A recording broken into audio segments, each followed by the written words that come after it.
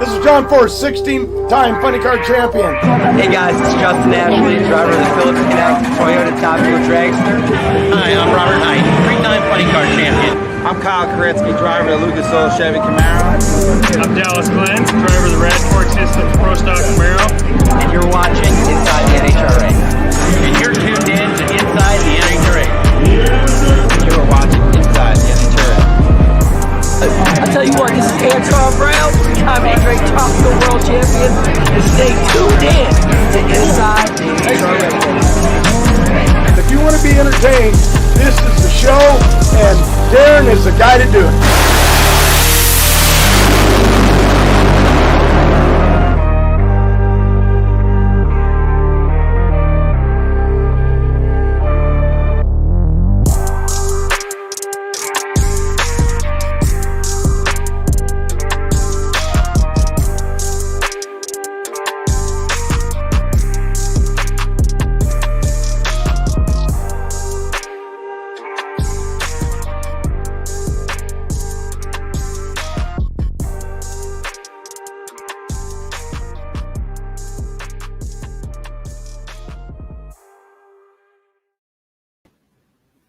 We are officially halfway through the NHRA countdown to the championship, and the battles are certainly heating up. What is up, ladies and gentlemen, and welcome back to another special edition of Inside the NHRA, streaming live on American Hot Rod Entertainment, Competition Plus, and the Monday Morning Racer YouTube and Facebook channels. We're streaming from like 5 different platforms, some on YouTube, some on Facebook. I don't even know. We're even on Dave W's YouTube channel. So thank you guys all for tuning in this Sunday evening for our recap of the 2023 NHRA Midwest Nationals from Worldwide Technology Raceway in Madison, Illinois, St. Louis, Missouri, whichever you want to say, technically Madison, Illinois. As always, I'm your host, Darren Williams Jr., and joining me as always is another DW, my man, Dave W. There you go. Just like Lee. I messed up. How's it going, Dave? That's okay. It's going good. Hi, everybody. Nice to see you all again. Thanks for tuning in. Like Darren said, we got halfway through the countdown, and boy, St. Louis sure was kind of a surprise race that really shook everything up. We said that we would have a good idea of where everybody stood after we got halfway through, and I don't know that the picture's any clearer. What do you think? I don't think so either, man. And I'm like, I think so. Obviously, you know, we like to show the points after each race here on the show, but NHRA hasn't uploaded the points yet on NHRA.com. So we're going to go based off of Dave W's points that he accumulates at home. So thank you for that, Dave. But it's not just us two here tonight. We also got another special guest joining us for the first time here in 2023, my man, Kellen Nitro of Nitro Maniac TV Drag Files. How's it going, Kellen? What's going on, guys? Yes, and not only are you guys streaming out to all those great sites and that stuff, I got you guys streaming right through my community tab on Nitro Maniac TV's Drag Files as well. So counted an even 6 at this point I appreciate that, man. Different sources and that stuff that you guys are streaming out to. I'm jacked. Today was amazing. This was such a topsy-turvy weekend. The whole gambit of emotions. I'm sure we'll get to it, but and a lot of cool pride as well, as we'll get to it when we talk about the sportsman winners and that stuff, especially with Pro Mod. So very happy to join you guys tonight. Yeah, man, happy to have you on. And like I said, your first time here on Inside the NHRA here in 2023. It's been too long, man. So happy to get you on before the season ends. And I can't wait to see you in Pomona in just about next month, basically, for the World Finals. You blew the top off my big announcement. But yes, I will be. We'll lead with that right now. I will be at Pomona at the World Finals at the In-N-Out Burger Dragway, chowing down on double doubles, checking out how the championship ends in November. It's going to be fun hanging out with you guys in person, and I can't wait. It's going to be insane. So there we go. I'm sorry, Kellen, but it's In-N-Out Burger Pomona Drag Strip, not Dragway. Just to say.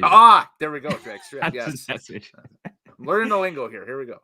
I'm just messing with you, man. I'm just messing with you. Like I said, happy to have you on. But again, it's not just us three. We have one more member joining us here tonight. Co-host. Well, actually, he's the lead co-host on Competition Plus Power Hour. They call him the man with the shades. It's the duo, man with the shades and the man with the braids. It's my man, Lee Kraft, the Monday Morning Racer. How's it going, Lee? Man, it is a good evening here in Madison, Illinois. Off to the west is St. Louis, still sitting in the parking lot at Worldwide Technologies Raceway, where a great NHRA national event just wrapped up. Man, I tell you what, happy to have you on. Like, again, we've had you on so far here in 2023. Happy to have you on to break down here the 2023 NHRA Midwest Nationals from Worldwide Technology Raceway. Like I said, everybody, thank you guys all for tuning in. If you haven't already, before we get started, we are just a few hours after the last pair of top field cars went down the track. And we already have final rounds. We have highlights. We have graphics, everything for you guys to put on a great show. If you guys will do me a solid, make sure to like this show and share this show and let everybody know across the world, everybody in the drag racing sphere, that we are breaking down the third race of 6 in the 2023 NHRA countdown to the championship. And like we said, what a great day of racing it was today. First off, let's kick it off. His mama called him Clay. I'm going to call him Clay. Clay Millican gets the win in Top Fuel Eliminator. Third win of the season. Career high for wins in a single season for Clay Millican. And Dave, what a great day for Clay, Jim Oberhofer, and the whole Rick Ware racing team. It really was. And I think that I'll be the first one to admit, if you haven't gone to dragracebrackets.com and started filling out your brackets, it's a fun thing to do, just like the NCAA tournament. I went on there, filled them out this morning for the first time. I'm like, I'm going to give it a shot.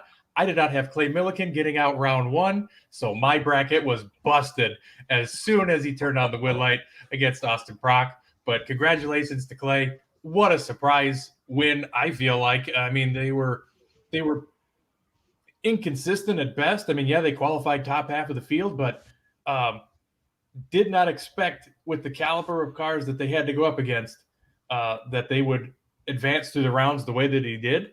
And just a huge congrats to Clay. And like Alan Reinhart mentioned on the PA, maybe his sister being at the track's good luck because he won Denver with her there too. And like when he's got his family in town, he just rises to the occasion. They go around and win races. And he's perfect. He stays perfect in the state of Illinois. There you go too. Yeah, if he does for the year 2023. And so, Kellen, let's now move on to Nitro Funny Car. Matt Hagan, the Hulk, gets the win in Nitro Funny Car. And he was always in the championship hunt, but this definitely solidifies his name in the championship hunt with 3 races left to go. Clutch players show up in clutch situations. And yes, Matt Hagan has entered the chat, everybody. Just a stellar performance, a stellar weekend from everybody on that crew too. And the runner-up as well, Ron Capps, you can't count him out either. This is going to be, again, reminiscent to last year's NHRA title fight in Funny Car. It'll go down to the final round at the final race in Pomona.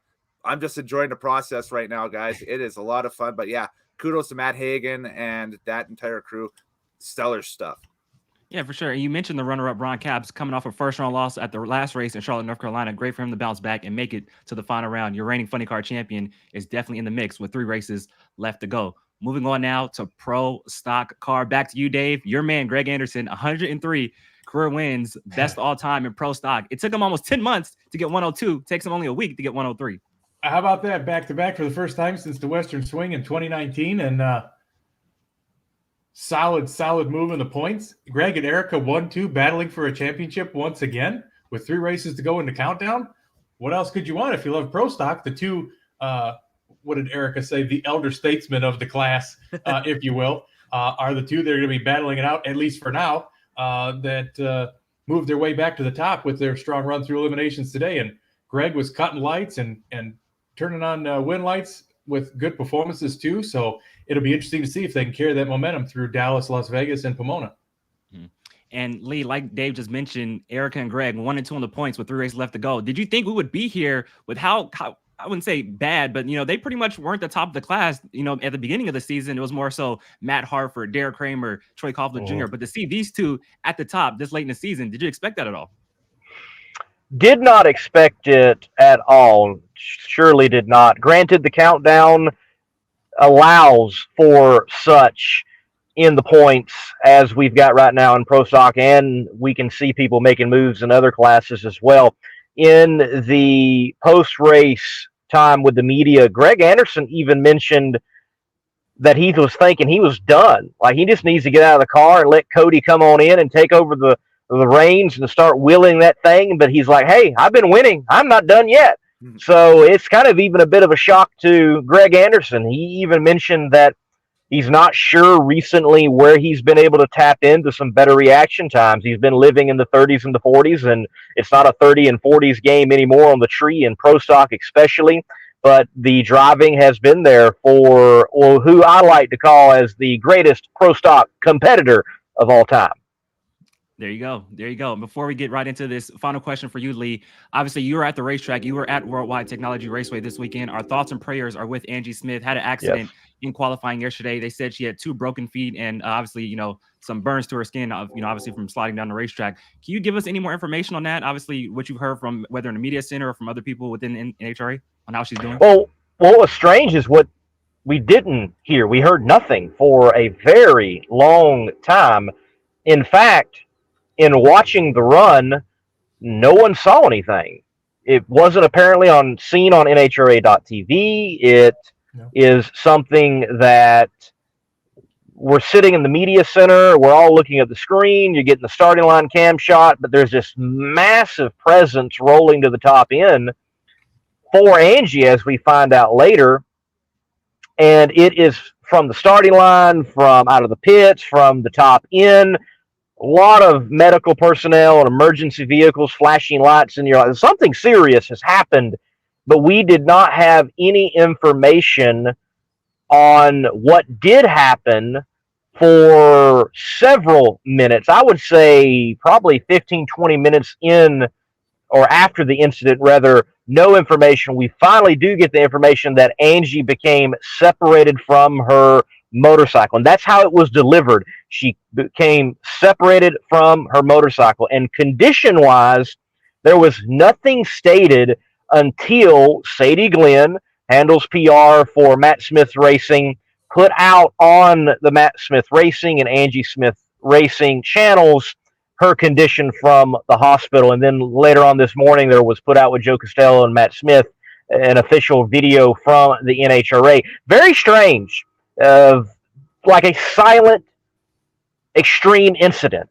There wasn't a flash, a boom, a bang, a flame. It was run happens, scoreboards light up, everybody goes to their normal, tallying everything, who's up next, and everything went silent, and lights were on, and people were rolling. It was strange. And Dave, I know you were watching from home on NHRA.tv. Just your perspective on the whole thing that went down yesterday.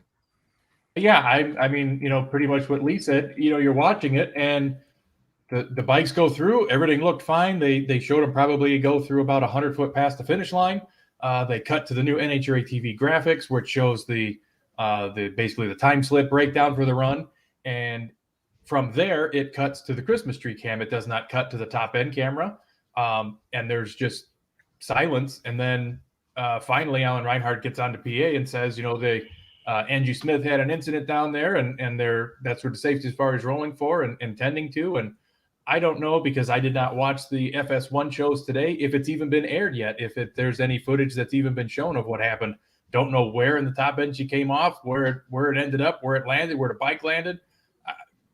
Like Lee mentioned, they've been very silent on it and not really shown anything of it or even mentioned any details of what happened, how it happened, or where it happened. Definitely. Like I said, our thoughts and prayers are with Angie Smith, 2 broken feet, but I hear that she is doing well, and hope to see her. Obviously, she most likely will be out for the rest of the season, but can't wait for a speedy recovery and see her back on the bike for sure next season. So thank you guys all for tuning in to this special edition of Inside the NHRA. We're ready to break this thing down. You guys ready? I think I'm pretty ready. You guys ready? Sure. Hey, belts are pulled tight. Let's go. And I'm just say this too. We got 4 people in here, so you already know we're going 2 hours. So we got to get into this thing right now. So I am not going 2 hours. I am hungry. I have been here all day. I need to make Kansas City tonight. I got you, Lee. Kansas City, that ain't that far. Dave, what are we starting with, man? I don't know. That's a great question. Where are we starting? Top Fuel Eliminator. There you go. Okay.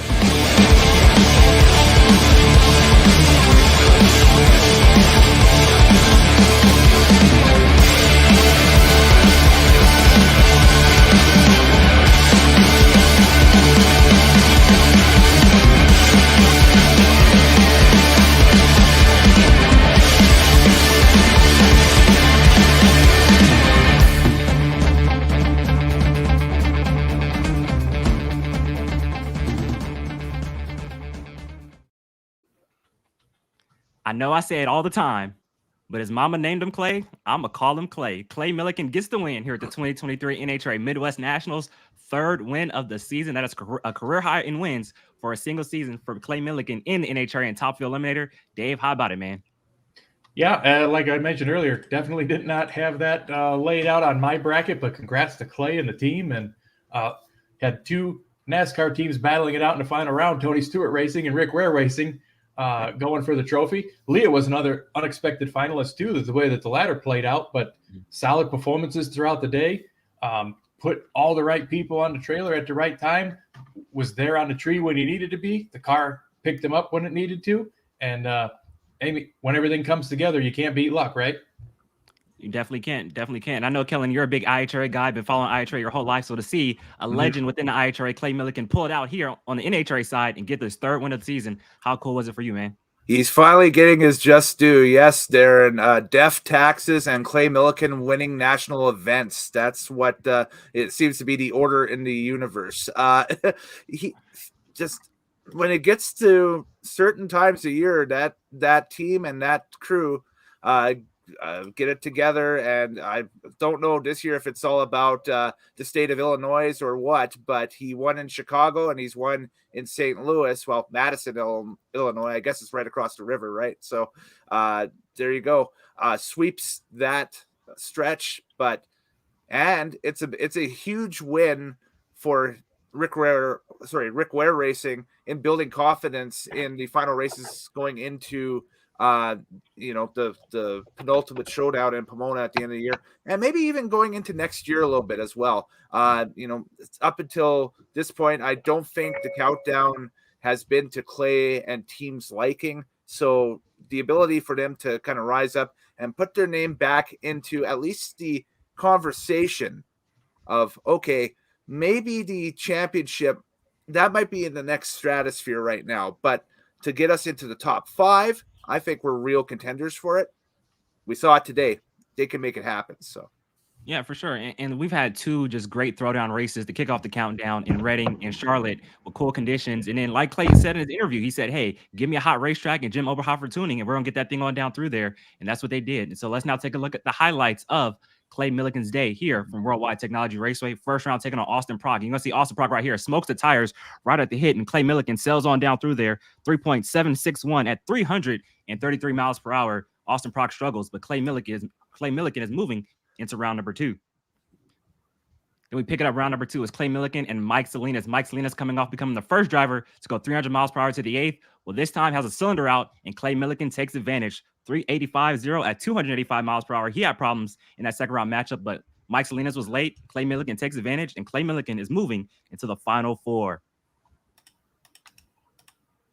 Then we move into the final 4. It's the 8-time Top Fuel champion of the world, Tony Schumacher and Clay Millican. And what a drag race this was right here. Top end, Clay Millican gets the win once again, 3.823 at 308 miles per hour. Clay Millican is moving into another final round here in 2023. Like you see the crew walking off right there. They love it. Clay Millican into another final. In the final round, he'll take on Leah Pruitt.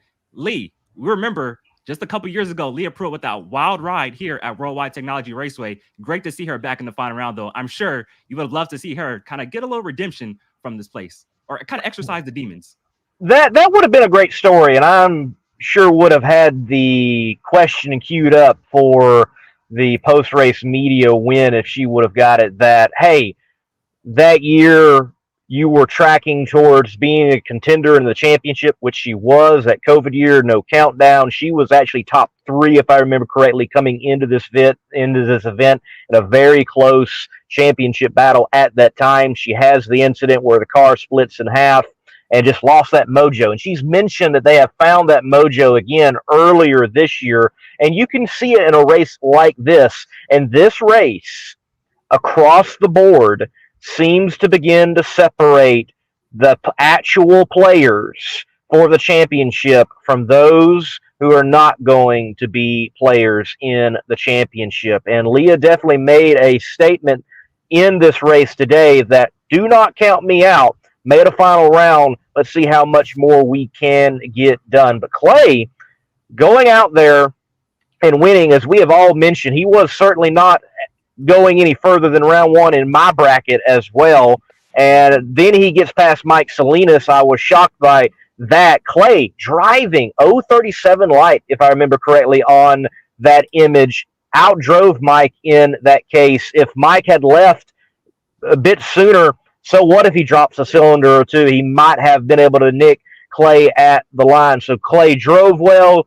Jimmo gave the tune-up in the post-race interviews with Clay. He was very clear, give me a hot racetrack, or give Jimmo a hot racetrack. He was like, bring on hot Dallas, because if he gets a hot Dallas and Jimmo tuning, they very well might be a favorite at the Fall Nationals. And to Kellen's point, look, their goal, finish top 10. He came into this race outside the top 10. He was 11th. Definitely he's going to crack into the top 10 after this event. But Elon Warner, who is a PR great, but something that he does routinely is he will send out point projections, scenarios to all those folks in the media of what could happen and what people can earn and what it can look like by the end of a day. He told Clay, you are not out of this. So mathematically, and Elon Warner would know, Clay's not out of it. No, for sure. 3 races left to go. But going back to Leah Pruitt, though, final round appearance. And this how stacked Top Fuel is. Your number 1, 2, and 3, and 4 in the points were all on the same side of the ladder, and they raced in round number 2. Leah Pruitt, she took down some heavy hitters to get to the final round. Dave, you want to break down Leah's highlights for us? Sure. Let me bring it up here just a moment. I keep putting him on the spot. Yeah, I know. All right, go ahead. What do we got here? First round, Leah Pruitt up against Sean Langdon. This was the actual match to open the race day with. Tight race there, 3.737, 329.99. Actually tied the identical elapsed time and speed to the 1,000th that Doug Coletta had in first round. So lane choice went to Leah because she did it first, which gave her the potential good right lane. Doug, as you see, got out on it a little bit. Hazed the tires. Leah goes down the track, 380 with a 328.62. Moving on to the semifinal round in a big matchup against Steve Torrance right here. And right there, Torrance got a little baby jump off the starting line, but Leah had the power to drive around 377 to 331.77. That car was flying. And to go up, be number 4 in points and take out number 2 in points was a big deal going into the finals. And that does move. I know we were kind of talking about the point standings, how that all shakes out. That puts Leah all the way up to second with her runner-up finish today. There you go. If you remember, Clay Millican beat Leah Pruitt in the final round to pick up his first career national event win in the NHRA at Bristol just a few years back. So it's Clay Millican and Leah Pruitt, your final round here at Worldwide Technology Raceway. Let's take a look at that final round right now. After going head-to-head with Doug and head-to-head with Steve, if she can stop Clay Millican, he's right back in the middle of the conversation. Millican, Pruitt, final 2 Top Fuel cars here at Gateway.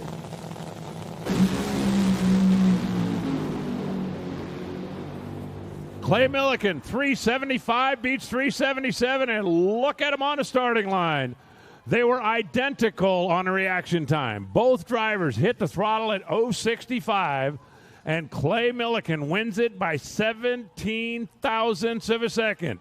So Clay Millican gets a hold of Wally for the 3rd time this season. Clay, in the semifinals afterwards, I asked you, how fast could it go if the belt stayed on? Well, now we know the answer, 375. Did you know you got the stripe? It was close down there. I knew it was close. I could hear Leah, and I know that car's run good all day, but all I know is give me a hot racetrack, and Jimmo, look out, because the Comp Cams Par Plus Pilks is just freaking unbelievable. But I got to say this real quick. I know I got to cut it shorter. One of my bestest, longest friends, JC Metters, is here today. My sisters are here. What a huge day for everybody on this Rick Ware team. Thank you. This was huge. Huge. I think Clay's sisters are good luck. It seems that when they show up at the racetrack, he seems to hang around late on Sunday afternoon. His mama named him Clay. I'm going to call him Clay. Clay Millican, 3rd win of the season, 6th of his career in Top Fuel Eliminator in the NHRA. And I'll tell you what, his sisters are definitely great luck. Before we move on, guys, I just want to say thank you. We've reached a milestone for the first time ever here on Inside the NHRA. This show has been going on for 3 years now. but for the first time ever, we've reached over 100 live viewers during the live show. So I want to right thank you on. guys all for tuning in to Inside the NHRA. This is awesome. This is I'm blown away right now. So thank you. If you guys haven't already, make sure to like this show and share this show and let everybody know we are breaking down the third race of 6 in the NHRA countdown to the championship, the 2023 NHRA Midwest Nationals. And so New track record, Darren. New track record. New track record. Thank you, There you everybody. go. I really do appreciate it. Dave, you have the points up for us? Give it to us, man. 3 races left to go. Yeah. So, all right. Looks like Doug Clutta still holds the lead over Leah Pruitt, who has moved up 2 spots to second. She's 47 behind. Steve Torrance drops 1 to third, 51 points behind, only 3 points separating them two. Justin Ashley drops to fourth, 77 behind. Antron Brown stays fifth, but he is now 96 back. Mike Salinas gets around Brittany Force for sixth. He's 124 behind. Brittany Force falls to 140 behind. Clay Milliken, with his big win, moves up all the way to eighth. He is 152 back. Tony Schumacher, 185 back. Austin Prock free falls all the way down to 188 points behind, 2 spots down. Sean Langdon, 217. And Josh Hart, who has been the surprise of this countdown with all of his struggles, remains 12th, 252 points out of the lead. Wow. Yeah, 3 consecutive first-round losses for Josh Hart to kick off the countdown. Hopefully that team can rebound and finish off the year strong with 3 races left to go. And Dave, one name you mentioned was Justin Ashley, the regular season champion, came into the countdown with the points lead. Unfortunately, another early exit, lost in round number 2 to Steve Torrance. That was a big-time matchup in round number 2 between Steve Torrance and Justin Ashley. And believe we talk about it all the time. You know, Justin kind of like Robert Height, a little bit of a revenge tour. You know, came into the final 2 races of the season last year with a chance at the championship, kind of fell off, and this year has bounced back strong. 6 wins throughout the regular season. Looked like the favorite coming into the countdown, but unfortunately, the countdown has not started off the way they would like. It certainly has not kicked off for them the way they desired, and certainly does not look like their regular season. They were certainly the most dominant in the regular season.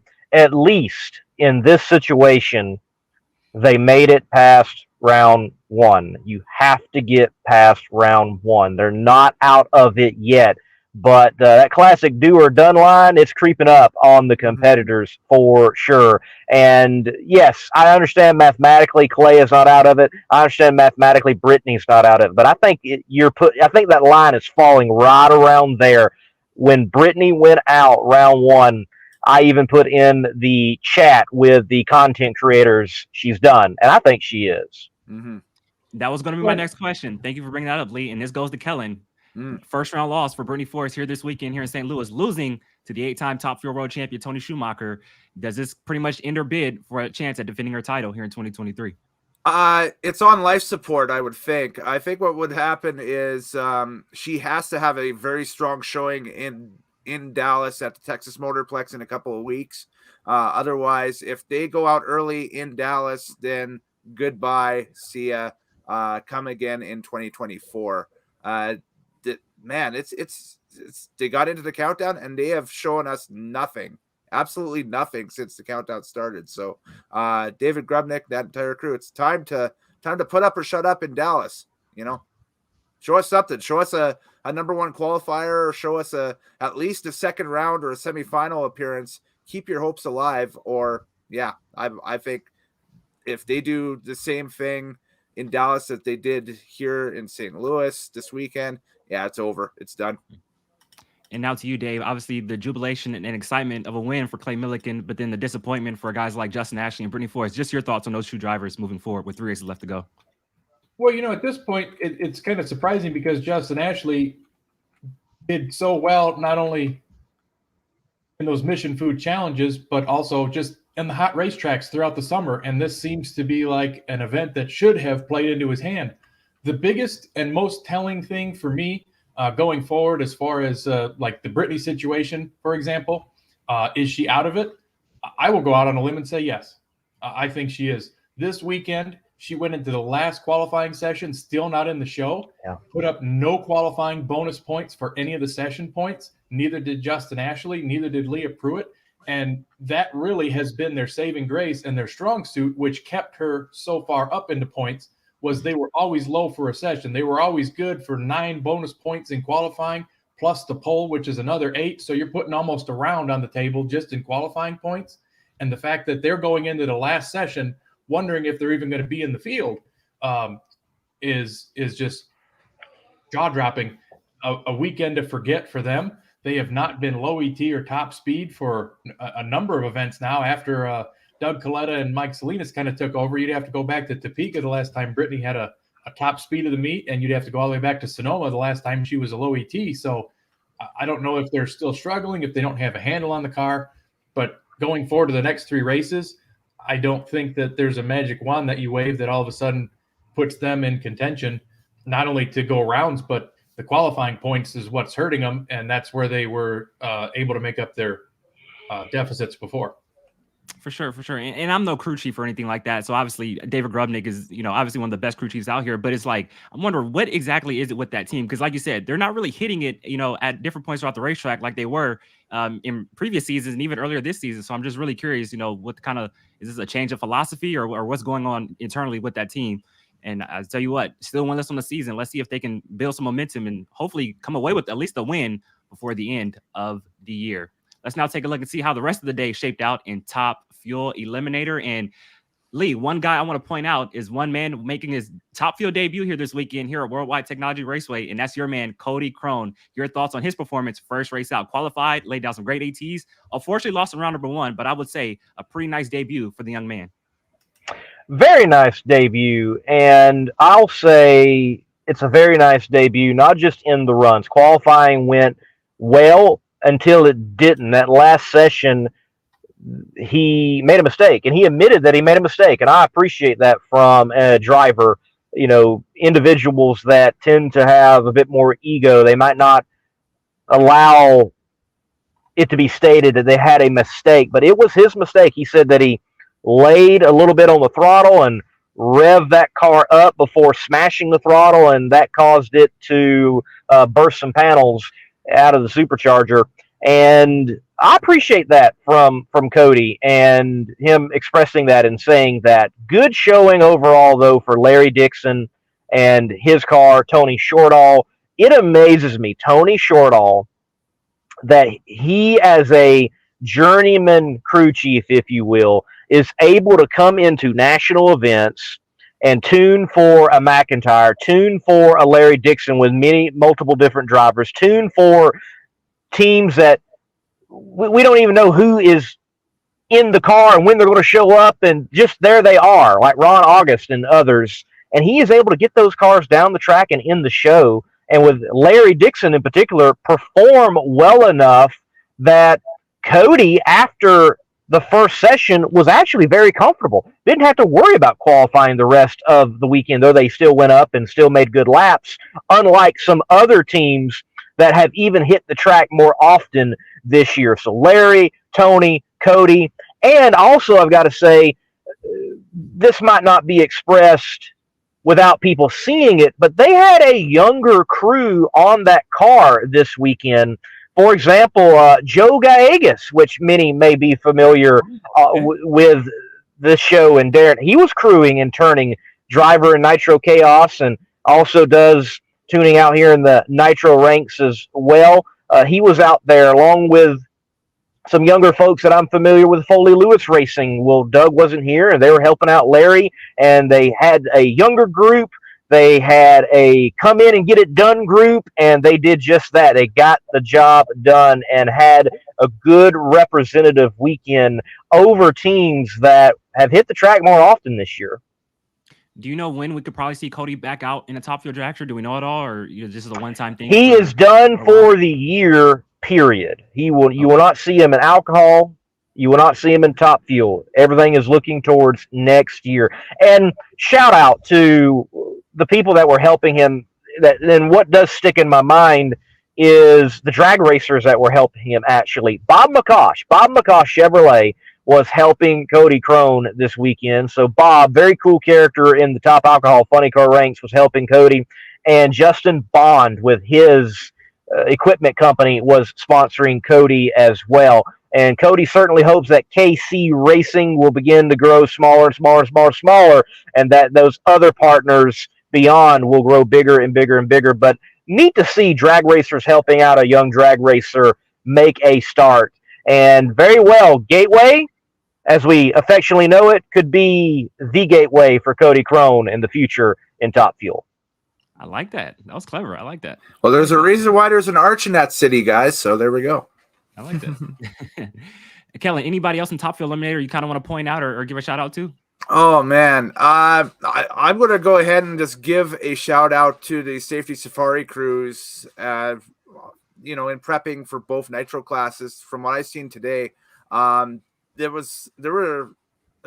show was rolling along, and then we'll talk about it probably a little bit later on. The Dmitry Samarukov Pro Mod wreck. It was a real. They had to come out and clean the track and get it back into national event condition. After that, those guys busted their butt. And I guess the temperature was pretty hot down there today, from what I heard. And those guys, week in and week out, always bust their butt to give everybody a really awesome surface. So we see all the performances we had over the past few years. Also, it's a couple of weeks old, now it's a couple of weeks old. But again, shout out to Mike Salinas, Rob Flynn, first to 300 in the 8th back at Charlotte. Rob Flynn from Edmonton, Alberta, from my neck of the woods. Fun fact, Dale Armstrong, also a Canadian, was the crew chief that tuned Kenny Bernstein to the first 300 back in 1992 in the car that's right above your head on your wall there, Darren. So, and you can check out that one at the NHRA Motorsports Museum in Pomona. Now, I don't know if Salinas' car is going to the NHRA Motorsports Museum at the end of the year with all the parts catalog for that pass or anything like that, but it'd be interesting to see. So what you're saying is, Kellen, Canada is basically what you're saying, huh? Yeah, it's, we hardly, if ever, gloat at things. So once we get a little bit of success, we got to, do a victory lap, right? So, Dave, anybody else in Top Fuel you want to go over? Yeah, how about all just the independents that showed up? The Midwest tour, it's the last stop that you'll see some of these guys. Kyle Wurzel comes out solid 381. Lead touchdown, Cody Crone coming out there back-to-back 81, 82. I mean, that car was running solid. Didn't have to worry about qualifying. Lex June comes out with a 392. He puts it in the show. Buddy Hall, 392.0, just missed it by 2 miles an hour. Tied Lex June for 16th. But unfortunately, on speed, did not make the show. They struggled the first 2 runs. Made it actually on the last run, knocking Brittany out. But then Brittany obviously made it back in. But TJ Zizzo also probably in their last appearance of the year. I don't know that they would make it out to the Western Swing, but coming down and, it's nice to see, we have the 12 countdown cars, but the rest of the field showing up is really what matters and puts on a good show. And Terry Totten struggled. Unfortunately, he was at the bottom of the list with a 22nd run, but nice to see those guys come out there and nice to see a lot of the representative runs. I mean, TJ Zizzo didn't necessarily have a typical TJ Zizzo weekend. We know what that car is capable of. Right. But just to be out there and running, Kyle, Cody, Lex, Buddy, and Terry, thanks for coming out. Thanks for putting on a show. And really bad news for Lex with that immense fire and oil down in the first round that kind of put a little bit of a delay there as they had to clean up that left lane because, most people are upset that it took a long time and the lane seemed like it was questionable after that, but that's a lot of money for that team, and that's going to be a huge setback for them going through the winter.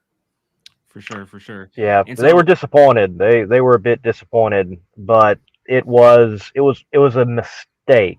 It was not just a mechanical issue. There was something that was overlooked, we'll put it that way, and it did cost. And that is one of the challenges with these teams that show up occasionally that aren't on the tour full time. They have volunteer crews. Sometimes they're training people on the spot under the gun, and things occasionally do get missed. Just glad to see Lex get in the show, and Dave, don't forget my boy Kyle Wurzel now. I mentioned him. He was the first guy I talked about. 381, solid. Hey, I remember something on Lex's Facebook page too. They missed one of the qualifying runs, also due to an oiling issue or something in the pits that ruined a motor without even getting up there to make a pass. So a very costly weekend for that team. You hate to see it. Hey, I remember a young Kyle Wurzel when he was driving the second team car for Bruce Litton on the IHRA side when they came up to the, I think like the third or the fourth IHRA Rocky Mountain Nationals up here in Edmonton. So been following Kyle for many years, and it's cool to see him out there still running and that stuff. And wish those guys all the success in the world. They're great bunch of people. So. Yes, and he has a car that is a threat, especially at this track. He has his best ET at this particular facility, which is a 73, if I remember correctly. So definitely, Kyle can show up and get it done for the 4-6 races that he may do so. Gotcha. Before we put a cap on Top Fuel, Dave, I want you to read off the points one more time. And the reason is because we're halfway through the countdown now. And this is what we say. This is where we kind of see the championship battle kind of shape up and see who's really the front runners for the championship. So after Dave reads off the points, I want you guys to tell me, who do you think is really like the front runners for this championship moving forward? All right. So we got Doug Coletta first, Leah Pruitt, 47 back, Steve Torrance in third, 51 back, Justin Ashley, 77 back, Antron Brown, 5th, 96 back. Mike Salinas, 124. Brittany Force, 140. Clay Milliken, 152. Tony Schumacher, 185. Austin Prock, 188. Sean Langdon, 217. And Josh Hart, 252. So it sounds like really, obviously still a lot of racing left, but that top 5 is really like the key players left right under Mike Salinas. That's really like the 5 that are really pretty much, the heavy hitters going into the Stampede of Speed, I would say, Lee. I completely agree. That, again, classic do or done line, it is certainly being defined. It is becoming thicker and bolder and more apparent. And this race tends to do that on the countdown schedule. And we can see, we did see, though, Doug Coletta, they have some weakness. They didn't get 3 in a row. They didn't make a final round. You see you see Leah step up, and we'll see again going into Dallas. And what Dallas are we going to get? It can be cooler that time of the year. Granted, though, it's rare. It can be super hot in Dallas this time of year, or it can be in that happy early autumn in Texas. Whatever we get, I think that's going to play into the hands of who is going to succeed or not. Granted, as Dave mentioned earlier, you take Justin, they were doing good no matter if it was throwdown conditions or hot weather conditions. And it seems like they've missed something all of a sudden. Can they bounce back at Texas? He definitely needs to bounce back at Texas. If I remember correctly, he's the defending champion of the event, is he not? He's won the last 2 years, yeah. Right. So going to Dallas, you've won there. Go get another cowboy hat and get yourself back up in the points. It needs to happen going into Dallas. I think someone that's kind of got that swagger right now, though, because it seems like Doug is certainly a professional, and Doug can get it done. And I think it can happen this year. But there's almost this air of, we're surprised this is happening, it seems like. Yeah. But an individual that's got some swagger right now, I think it's Leah, actually. Yeah. Back-to-back semifinals in Reading and Charlotte, and then a final round appearance here. She's definitely strong to kick it off. I agree with that. Second in points. Moving her way right up through the field. And, and it's second in points, 47 back. So some qualifying bonus points, some session points, and 2 rounds, she's there. Mm-hmm. Mm-hmm. When you're that close, you at least control your own destiny. When you're like Josh Hart behind, you're closer to be eliminated than you are to being back in the mix. So you are reliant. Pretty much, I would say everybody from, like you said, top 5 is the do or done line. 6th on back is reliant on the top 5 to struggle. If the top 5 keep going, like Lee mentioned, go rounds, you go to the second round of the semifinals, you're going to battle it out amongst yourself. I agree. But in the end, Clay Milliken gets the win for Rick Rare Racing, 3rd win of the season, a career high for wins for Clay Milliken in Top Fuel Eliminator in the NHRA. Before we move on, Michael has a comment. He says, referring to Angie Smith, it was aired when it was time for Pro Stock Motorcycle to start. I'm guessing that's on FS1 if they've been on TV so far. So thank you to Michael for that right there. Talking about the Angie Smith incident. And then also got to give a shout out to Scott. Scott always supporting the show. $9.99 super chat. He says, enjoying the show. Congratulations, Darren, and everyone who helps with the show. I appreciate that, Scott. And thank you for tuning in week in and week out. And we also got another great comment right here from GWG. He says, this is the first time I've seen this podcast. Well, GWG, thank you for tuning in, and hopefully we've gotten a new fan here. Yeah, subscribe up, and don't miss a second. Thanks, Scott. It sucks we got to split that $9.99 four ways this show, but all right. So top fuels in the books. Let's now move on to pro stock motorcycle.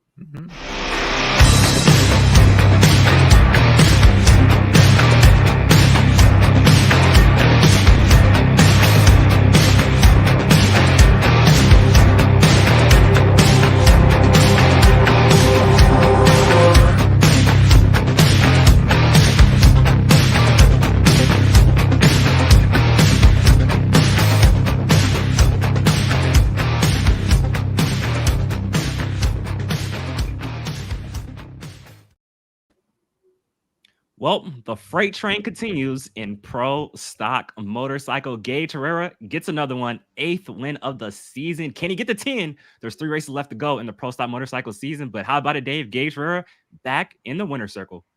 I told you he could make 10. He'd have to go and win just about everything else that was left. But at this point, who's going to beat him?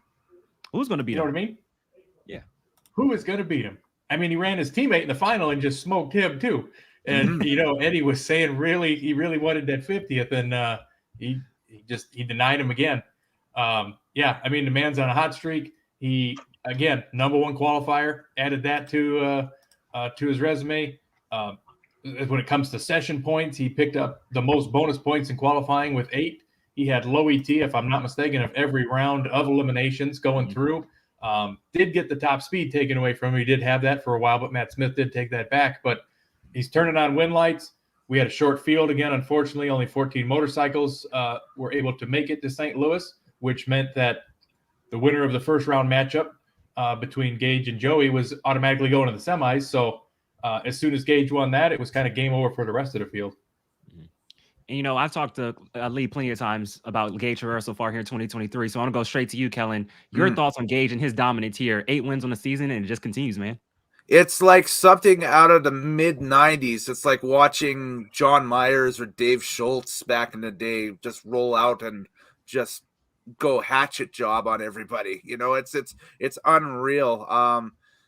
It's when we get periods of dominance like this, we just got to sit back and just check it out and enjoy it as it happens, because in an ultra competitive class like pro stock motorcycle, this really rarely happens anymore. Like I'm trying to think back to a time where there was that type of dominance, and it has to be thinking back to Star Racing and the early 2000s with Angel and Antron a little bit, but that was amongst 2 bikes. It's like I said, there's nothing recently that pops to mind with me thinking of one guy that's kind of taken the class by storm on a new bike, his first year with a team, and just roll out and just do this. This is it's definitely some really impressive God mode level stuff that they're showing for sure. Can it last? That's the next question I have. And I think if it lasts out for the end of this season, then obviously you're looking at the world champ. But we've seen dominant seasons in the past in all forms of motorsports, and in the last few races they stumble, and that dominance erodes away, and somebody else grabs the brass ring and gets the dub, right? So we'll wait and see, but what they've put together over there is just impressive. I mean, it's over. I'm sorry. It's over. So you're saying we're in garbage time is what you're saying with pro stock motorcycle? I think it's over. Okay. That's just my opinion. Some people may not agree, may get mad at me for saying that, but yeah, I think it's well, you can look at it this way. Gage leads by 99 points over Matt Smith with 3 to go. So Matt needs to make 33 more points average per race ahead of Gage in order to do it. Well, okay, that guy up there is so quiet. What you think, Lee? What you think, man? Well, I did not get to ask Gage this in the media center after the race with the post-race time with the media. I was outside the room, but I intended to ask Gage, you realize the engraver's already got the tools ready. Mm-hmm. Because I think that's the case. Mhm. I think you could go ahead and put his name on the trophy. And I think with the closest contender, not saying that anyone else is not a contender, but the closest contender was Matt Smith and is Matt Smith. But after this weekend, Yeah. I think with everything, it just makes it that much more of a single rider's win in the championship. And that's going to be Gage, obviously. And rightfully so. Matt's going to be concerned. Yes, he's a racer. He makes money at racing, but he's going to be concerned with his spouse, and rightfully so. And that is going to be a distraction. That is going to take away, and understandably so.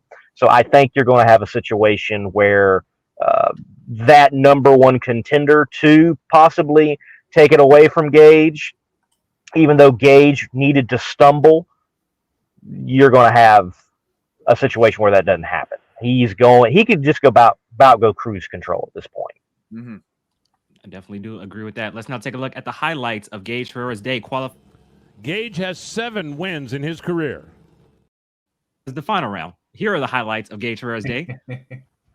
First round, taking on Joey Gladstone. Like you see, Matt Smith bike that Gladstone is on, but still, it doesn't matter as Gage Herrera gets the win, 6.701 at 201 miles per hour. Gage Herrera, a strong run as he moves into round number 2 in pro stock motorcycle. And obviously, moving into round number 2, the short field, Gage gets a bye in round number 2, and guess what? He just burns up the racetrack once again. Another 670, this time 6.706 at 202 miles per hour, a blistering 202 mile per hour speed as Gage Herrera lighting it up in the scooter division as Gage Herrera is moving into the semifinals. Then the semifinals, the two young guns, it's Herrera and it's Chase Van Zandt. Great drag race, but in the end, just too much. Gage Herrera, 6.716 at 202 miles per hour. Another big time speed for Gage Herrera as he moves into another final round. And then the final round, he will take on his teammate, Eddie Krawick. So it's an all Vance and Hines final round in pro stock motorcycle. Let's take a look at that final round right now. Mm-hmm. Gage has 7 wins in his career. All 7 of them have come this year. It's been that kind of domination since he got the call to come ride for the powerhouse.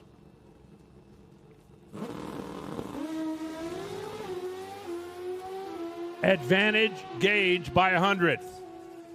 Advantage Gage by a bunch. 672, 201 miles an hour. Gage Herrera again.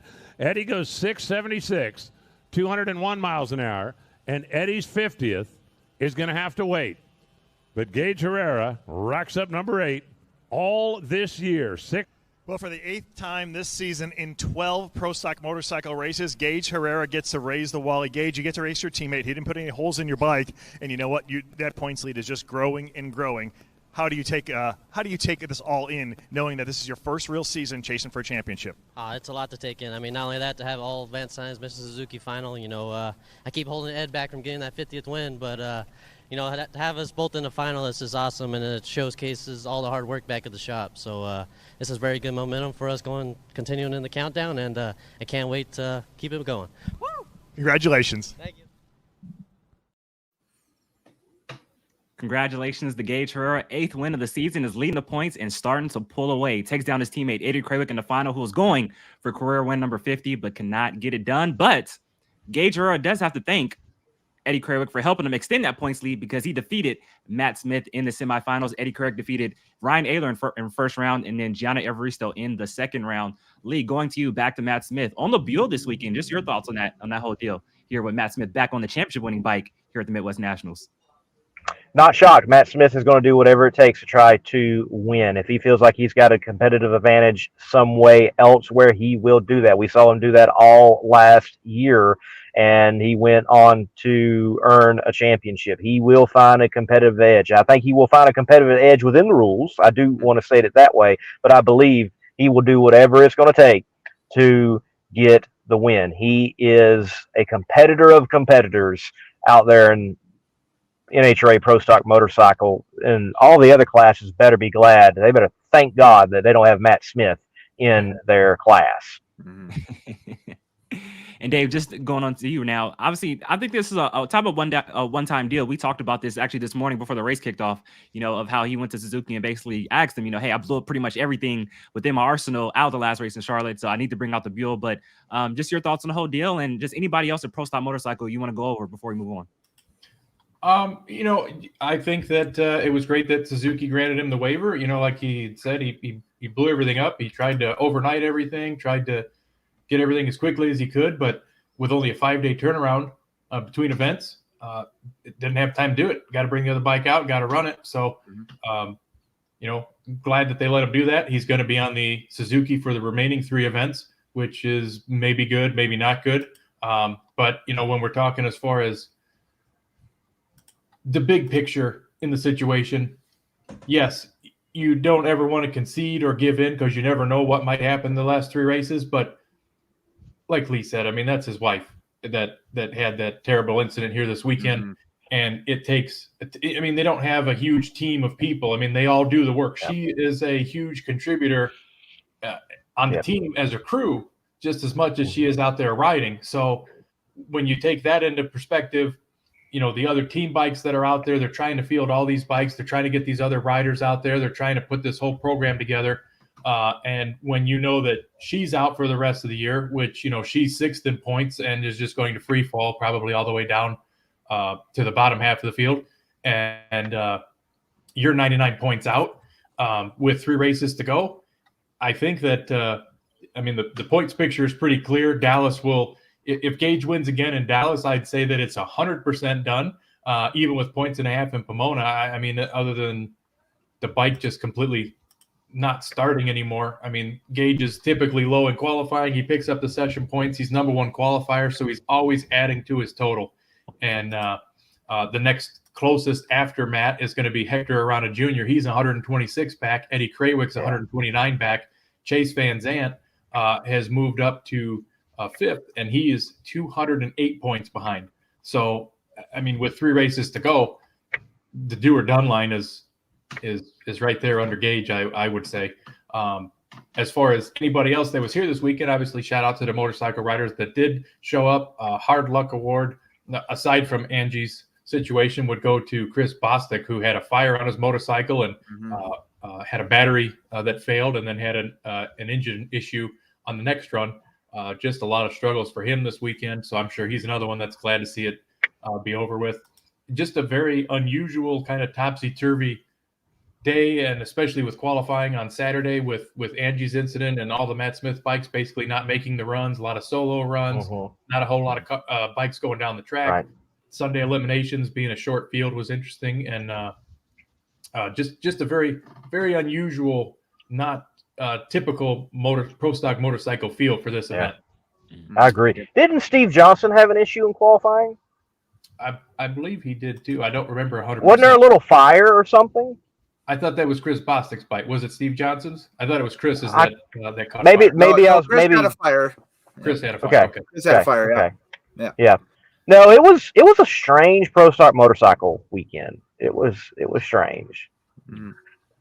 I love when new people comment. VidSearch Productions, he's in the comments. He says, "I've been out of the pro game for a while. Who's in the countdown of Top Female Funny Car top 5?" And he also goes on to say, "Hey, Steve-O, finally..." Wait, not that one. Where else? You had another comment. But thank you, VidSearch Productions, for tuning in to Inside the NHRA. Love when a new person comes in. But in the end, in Pro Stock Motorcycle, Gage Herrera gets the win. He's leading the points and starting to pull away 8th win of the season. It's looking like Gage Herrera will be your 2023 NHRA Pro Stock Motorcycle Champion of the world in just a few races. But I think Matt has something to say about that. Let's now move on, guys, to the Lucas Oil Sportsman Series. Obviously, the Camping World Series is not only the divisions that are racing at an NHRA national event, but the Lucas Oil Sportsman Series is as well. So, Dave, why don't you run this down for us right here? And obviously, all this isn't for everybody who's tuning in. These other classes aren't technically Lucas Oil Sportsman Series, but other series outside of the Camping World. We want to shout out and give them congratulations for winning here this weekend. So, Dave, why don't you shout these guys out for us? Sure. Pro Mod, Jordan Lazick, I believe this was his first national event. He goes all the way. Was supposed to face Jason Scruggs in the final, but Jason basically hurt the motor in the semifinals. They were on quick turnaround to hurry up and get back, and basically said, you know what, we're too damaged. We're not going to come back and make the run. They said they were going to tow him up, just let him take the tree, and basically wins by default. But Great performance for that team to get that far. Factory Stock Showdown went to Mark Powick, who set the quickest Factory Stock Showdown time ever at 7:58 in the first round of eliminations. That was contested early this morning, even before the track walk and opening ceremonies. Ronnie Bond in Competition Eliminator, Jay Story in Super Stock, Tyler Bohannon in Stock Eliminator. Mm-hmm. And then on the second page here, we got 2 pages of sports winners. There we go.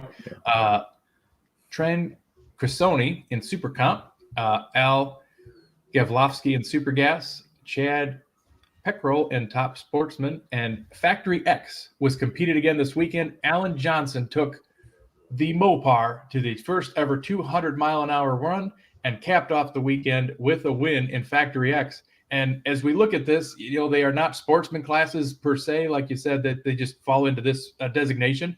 How about Greg Anderson, Alan Johnson, and Mark Powick all winning on the same weekend at a national event? Now, that's wild. He hasn't won anything since 2016 when he won that Mile High Nationals in Denver. Mark Powick's last win was way back in 2001, and Greg Anderson's was last week. But awesome to see all these little pro stock guys getting it done still today at the NHRA Midwest Nationals. And Kellen, your man who won in Pro Mod, that's a pretty big deal for you. I know you've seen him race in person and everything like that in the West Coast Pro Mod series up at your home racetrack. So how special was it for you to see Jordan Lasseter get the win in Pro Mod here today? Huge. Definitely a source of pride seeing him and his entire program since about 2020 or so. Jordan Lasseter has really stepped up his game with the West Coast Pro Mods. And last year, he hooked up with Dean Bettinson, who was the multiple-time West Coast Pro Mods champion, and driving Dean's second car, the 1957 blow-in Chevrolet, the Bunker Junker, and has really asserted dominance in the West Coast Pro Mod series since. In fact, I think out of the 6 races they've ran this year, he's won 4 of them, and the only 2 that he didn't win, he didn't show up at. And of course, one of them was this weekend in Mission, where I think the final points earning event for the West Coast Pro Mods. Well, he was in St. Louis, obviously running the car with Justin Bond, but there's one more event for the West Coast Pro Mods. It's in conjunction with the Streetcar Super Nationals in Las Vegas in November.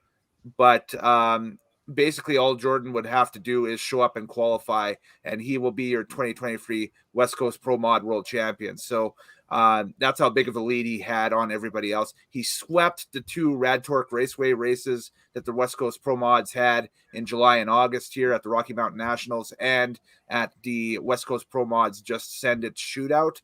And couldn't be happier for the guy. Extremely nice guy. And another name to watch for going forward. And he said in the post-race interview, Las Vegas will be the next time we see him in the second JBS Motorsports Bahrain 1 Pro Mod. So we're looking forward to seeing that and see what happens in Vegas. So yeah, definitely. And definitely a tough break for his teammate and the guy who pretty much got him that ride, Justin Bond. He goes out going out in the first round. Yeah. So that, I think that pretty much, obviously it puts a hurting on his championship hopes, but he's still in it with one race left to go, which is the season finale in Las Vegas coming up in just a couple of weeks. Moving on now to you, Lee. Obviously, like Dave said, a lot of pro stock guys, former pro stock guys in the winner circle here today. Your thoughts on Mark Powick setting the national ET record in Factory Stock Showdown, and then Alan Johnson getting the win in Factory X. Pretty cool. It is cool. No surprise. Mark Powick has been campaigning a factory stock car now for many years after wrapping up his pro stock career. And granted, never know. You could see Mark Powick step back in a car. We live in a day and time where Larry Morgan comes back and wheels a pro stock car every now and then, and others. So could see that happen. That'd be pretty cool. But cool, not a shocker. And Factory X is going to continue to improve in performance and handling and what those cars are capable of doing. It is good to see that Jeff Turk with the Blackbird is that car to go first 200 miles per hour. He had a devastating crash in that very chassis that has been rebuilt and put back out that has put him out of the driver's seat. It's just wise for him not to drive. So it is cool to see Jeff Allen get that honor to be the first in that new class in the NHRA, to 200 miles per hour. And if I do say, I started my Monday Morning Racer YouTube channel with a very early video that was titled, "Is NHRA Pro Stock Dead?" Which it's certainly not, and I'm glad that it's not. But in that video, there was an argument for what exactly is that we have today in Factory X. There was a demand, we've got it, and those cars are badass. Man, those things are sexy. I love. They just roll. I'm like, man, look at that rear end, how it covers that big tire. Yes. We still talking about drag racing? You know what it reminds me of? It reminds me of and I'm lucky to have been around for it. I was quite young at the time, but the birth of Pro Mod on the IHRA side. That's what it reminds me of. Like all the uproar around all the Pro Mod cars back in the early 90s. We're getting that same uproar and that same feeling around all these Factory X cars. So I think next year, 2024, is going to be a huge season for Factory X as it takes. It's crawling right now. It's going to take its first baby steps in the early parts of 2024, and we're looking forward to see what comes out of that. That'll be a lot of fun. Yeah, it will be a lot of fun. I can't wait to see Factory X in person one day. Got to get out to the East Coast because obviously I ain't coming to the West Coast, so got to get there. That's right. Get off the. Never mind.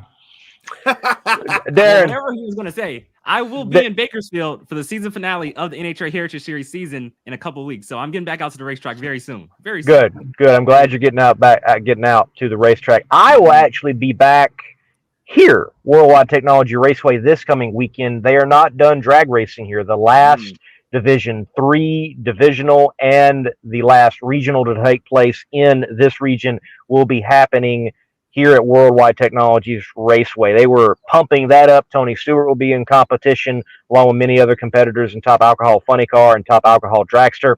Bob McCaw should be here already making statements that they're showing up to block people like Doug Gordon. So the blocking and the strategies are starting to come to a clear, apparent head in Top Alcohol ranks. So not just in the pro ranks. Who knew?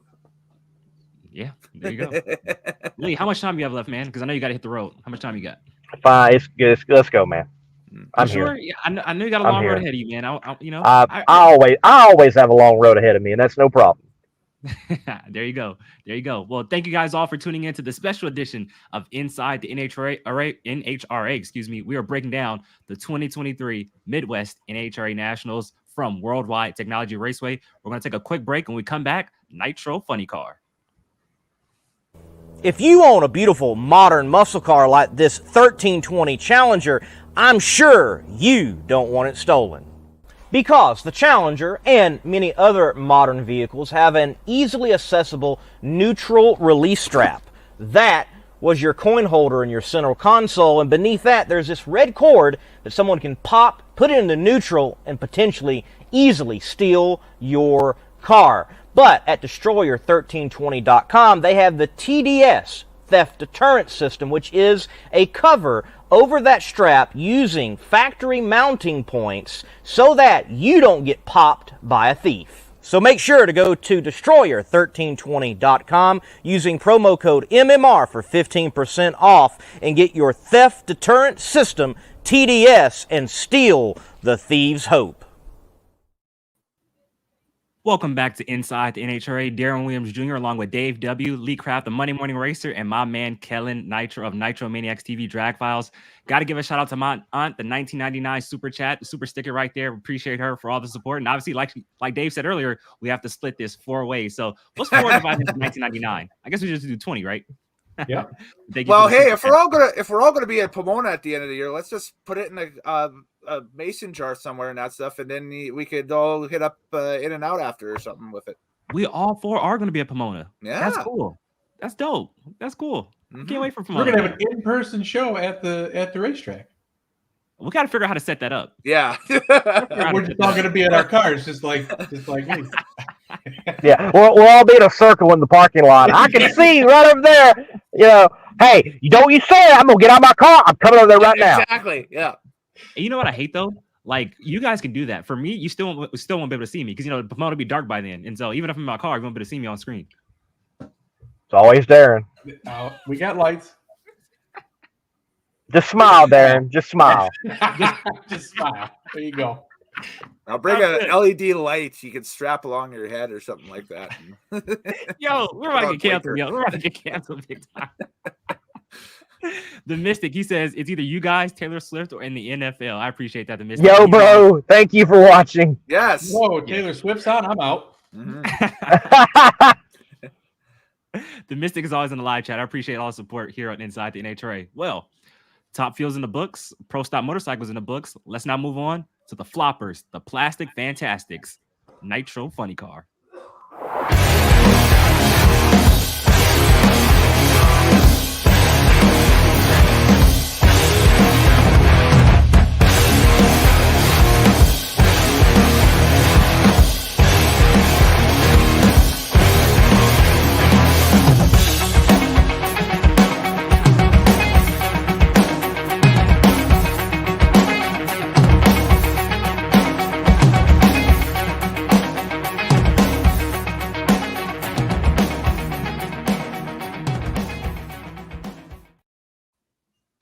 Like Kellen said to start the show, clutch players pick it up big time when it matters the most. And Matt Hagan was definitely clutch here this weekend. He picks up his 5th win of the year, but 48th of his amazing career. Dave, how about it? Matt Hagan back in victory lane in Nitro Funny Car.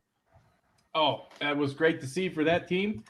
And especially when you consider how the ladder played out and the competition that he had to go through throughout the day. Alexis DeJoria, first round, comes up second round. John Force, Bob Tasca, and Ron Capps. I mean, these are all championship players and championship contenders.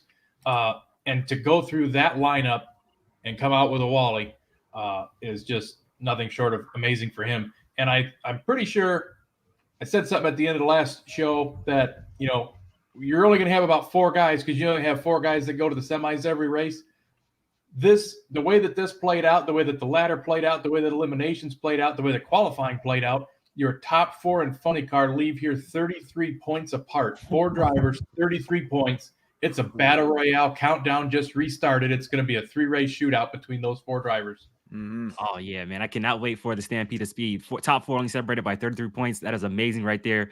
Going out to you, Lee. Matt Hagan, Hulk Hagan back in victory lane. We always talked about it. It's always Hagan, Height, and Cabs. Well, Matt Hagan, he gets another one here at Worldwide Technology Raceway. In the media center, I proposed the question to him of that do or done line, as we've already been mentioning. The top 4 going in, they distinguished themselves this race day as the top 4, and everyone else, they were showcased to be outside of that top 4. So I think we have got who are going to be the major contenders in Funny Car for this championship. Matt answered my question this way. Look at me dead in the eyes. He said, to the question of what makes your team distinct and championship winning capable over those other teams, he said, I am hungrier than they are. Mm-hmm. So you've got an individual that thinks he's at the top of his game and that he wants it more than all the other competitors of that top 4, being Tasca, Height, and Caps. And I think a Matt Hagan that thinks he has more for it and in it to get it is a dangerous competitor. And if you think about it, it's talking about he's hungry. He's definitely hungry because coming off that championship in 2020, if you think about it, 2021 and 2022, he has come to Pomona both years with a chance at a championship and has fallen short on both those days. So definitely he is hungry here in 2023. Let's now take a look at the highlights of Matt Hagan's day here from Worldwide Technology Raceway.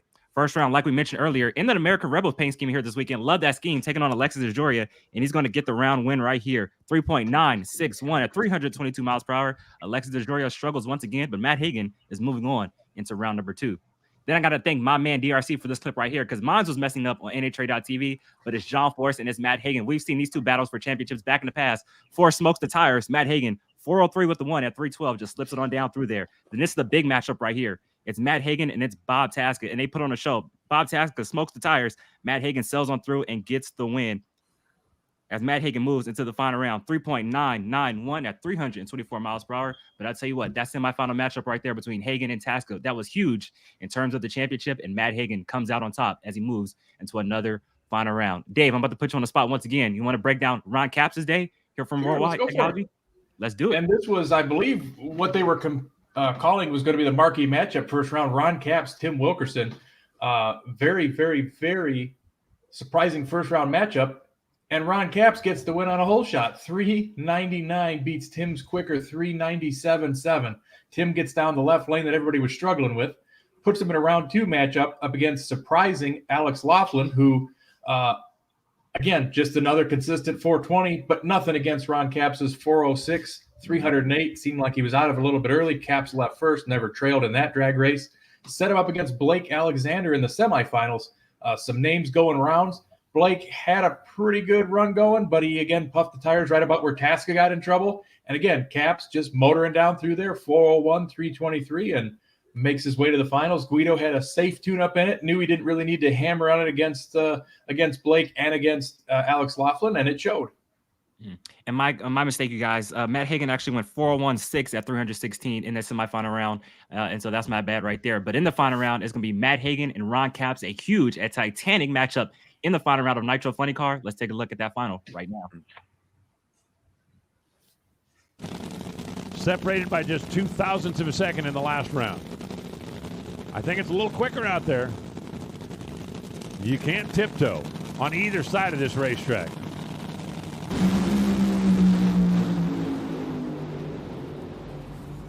Hagan, 399 beats a 402, and look at the speed, 324 miles an hour for Hagan. Capps, 402, 306 miles an hour. Matt Hagan, 029 on the reaction time. Well, Matt Hagan has been beating his chest down here and anything and everyone inside. I think he even saw somebody headbutt someone. Matt, it's been a tough countdown for you so far. You lost some really close races. Today, you brought a different intensity. You were 29 on the tree. Dickie Venables did his job on his end. What was different about today? How you handled it differently? Well, I just think we're just being more aggressive now. You know, me and Dickie had a long talk, and we got on the same page. And you know, he's like, "I need you to have a good light, and I need you to be," I need you to be aggressive. And we're working hand in hand. And you know, we would have loved to double up with Leah today and get 2 TSR wins. But I know Tony's been up in the booth. I'm gonna kick his ass because I always like to fist bump him down here. And you know, he's just good juju. But Andy Ross is in the house. American Rebel, they've been picking up some races. Get this win. His trophies for them. For Andy, we got a lot of stuff going on next year. But man, God, we're back in this thing. That's what I'm talking about, baby. We can do this. I know what we're capable of. We just got to get it done. Tough competitors over there. All nothing but respect for Ron Capps, Guido, Antonelli, and that entire team over there. They make everybody dig deep. That is a bad man right there, talking about Matt Hagan, Hulk Hagan, the 3-time funny car champion of the world. He was ready in the final round, 029 on the reaction time. And Kellen, like you said, he's back in this thing with 3 races left to go. A scary Hagan is a Matt Hagan that's hungry is a scary Matt Hagan, I would say. And you don't want to get a guy that big hungry because they get really growly. Trust me, man. It's good to see. And where have we seen this before, gentlemen? 4 funny cars. What did he say? The gap was 33 points. You know, with that 4, it sounds like last year to me, and it sounds like it's going to be. We're in store for another huge conclusion to the end of the season here in funny car, and heading to Dallas next, the Texas Motorplex, where anything can happen performance-wise out of these cars. It's going to be something to see. But yeah, Matt Hagan, this is a clutch player, like I said at the beginning of the show, coming in at a clutch time and making the clutch shot, or, you know, at least getting the dubs at the right time to, you know, help out to the ultimate goal, or to advance to the ultimate goal, which is the world championship, obviously. Yeah, can't wait to see what happens. It's going to be good. Yeah, Matt Hagan, 5th win of the year, 48th of his career. And like you mentioned, you know, obviously, even going back to last year, the talks was always Height, Hagan, and Capps, but kind of like that 4th wheel was Bob Tasca. Well, Lee, Bob Tasca has definitely shown at the start of this countdown here that he's a serious championship threat. #1 qualifier again here this weekend, lost in the semifinals. And like we saw, lost a close race to Matt Hagan in the semis, but Bob Tasca, serious threat with 3 races left to go, I would say. very serious threat, more serious than he has been in the past. There has definitely in the past been performance. There has been times in which he thought they were going to be contenders for a championship and they begin to slip, but he is not, as of yet, going out in round one, which is something you cannot do in the countdown if you intend to win the championship. Making a semifinal appearance, you can do that. Having to win, you can do that.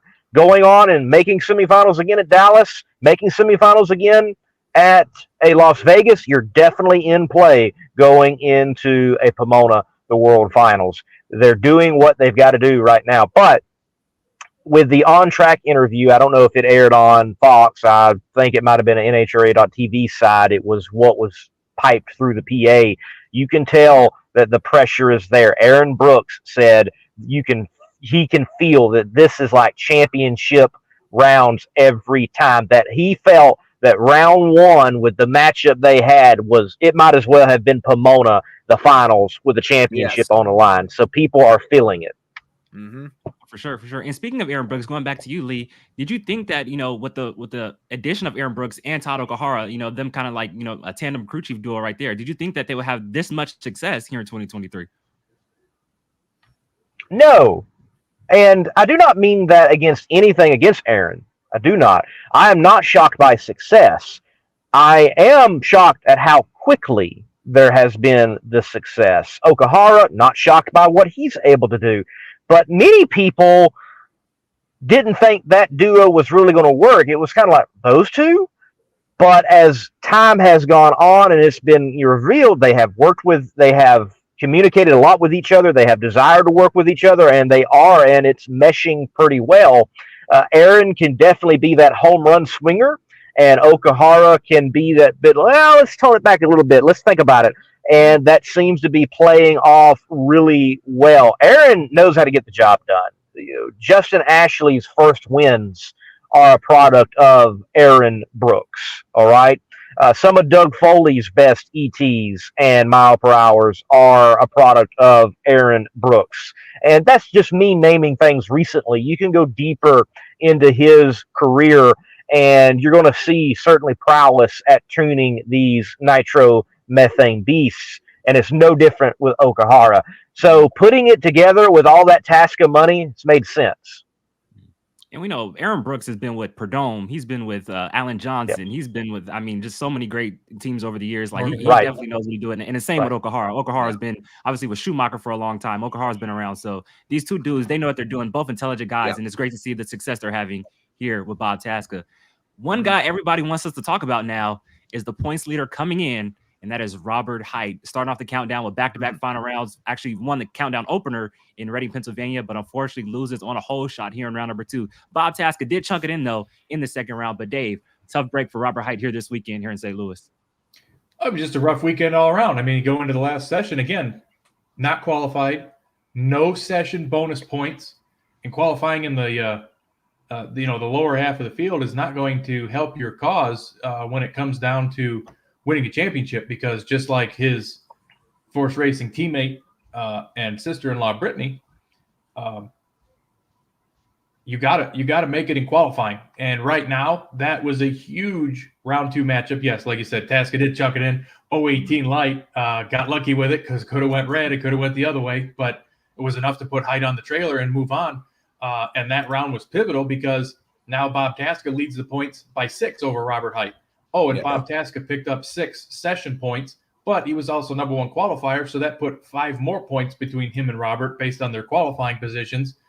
And when you got 4 guys, 33 points, that stuff matters now. That matters more than anything. So, if they're talking about first round against Jack Wyatt, with the Motorcraft team being like a Pomona situation, you have to look at every qualifying session like a Pomona situation from here on out, because you need those points. I agree. Every little bit helps, and it's going to go a long way towards deciding this championship. I definitely do agree with that. Tough weekend all around for Robert Hight in that AAA. Great to see him back in the AAA colors, though, here this weekend here at Worldwide Technology Raceway. Let's now see how the rest of the day shaped up in Nitro Funny Car. And I guess, guys, we got to give a big shout out to Jim Head Racing and Blake Alexander making it to the semifinals. Won a little bit of a pedal fest against J.R. Todd in round number 2. So shout out to Blake and all around good day for that team, I would say, Kellen. Yep. He was one of the guys I was going to spotlight quickly here. Blake Alexander, Jim Head, that entire crew. They brought it today, and they had, not a easy matchup at all in that second round with J.R. Todd, and really took it to him. And I tell you what, that was a back and forth pedal fest in that second round. Just old school match race, funny car mentality. John Force used to say that this track back in the day was St. Louis slick. Now, I've been a fan of John Force for, my entire life and that stuff. So I kind of get what he says by saying St. Louis slick, as it's slick. So and to see those two attack the track like they did, and have an old school almost cavalcade of funny car stars style match race in that round. That was one of the highlights of the race for me. And it was cool to see Blake get the dub in that one. Lee, anybody in Nitro Funny Car you want to shout out or point out here in St. Louis? Yeah, Jack Wyatt. I know that he goes out round one, but there was drama in qualifying with the floppers, just as there was with the top field dragsters. And Jack Wyatt, he is able to keep it in the show and has been able to do that event after event after event, being an independent Nitro journeyman out there. I hate it for Dale Creasy. Definitely want Dale to be in the show. Peanut, they're a good group. Want to see them in the show, but they were not able to make it. There's, when you've got more than 16 cars, you're going to see people go home that more likely you don't want to see go home. But it was a dogfight to get in the show. Chris King, he didn't make the show, definitely made an effort, and just issues for him and that team and parts and pieces. They were even able to make Q1. They fired it up, and they were just shooting raw nitro out of a lot of pipes, and they completely tore that bullet down and rebuilt it to get it to put them in a situation where they could go up and even make the pass in Q2, but then he pulled out in Q3, didn't even make a shot. So tough outing for him, but the independent guys doing well. And then, my boy Chad Green, they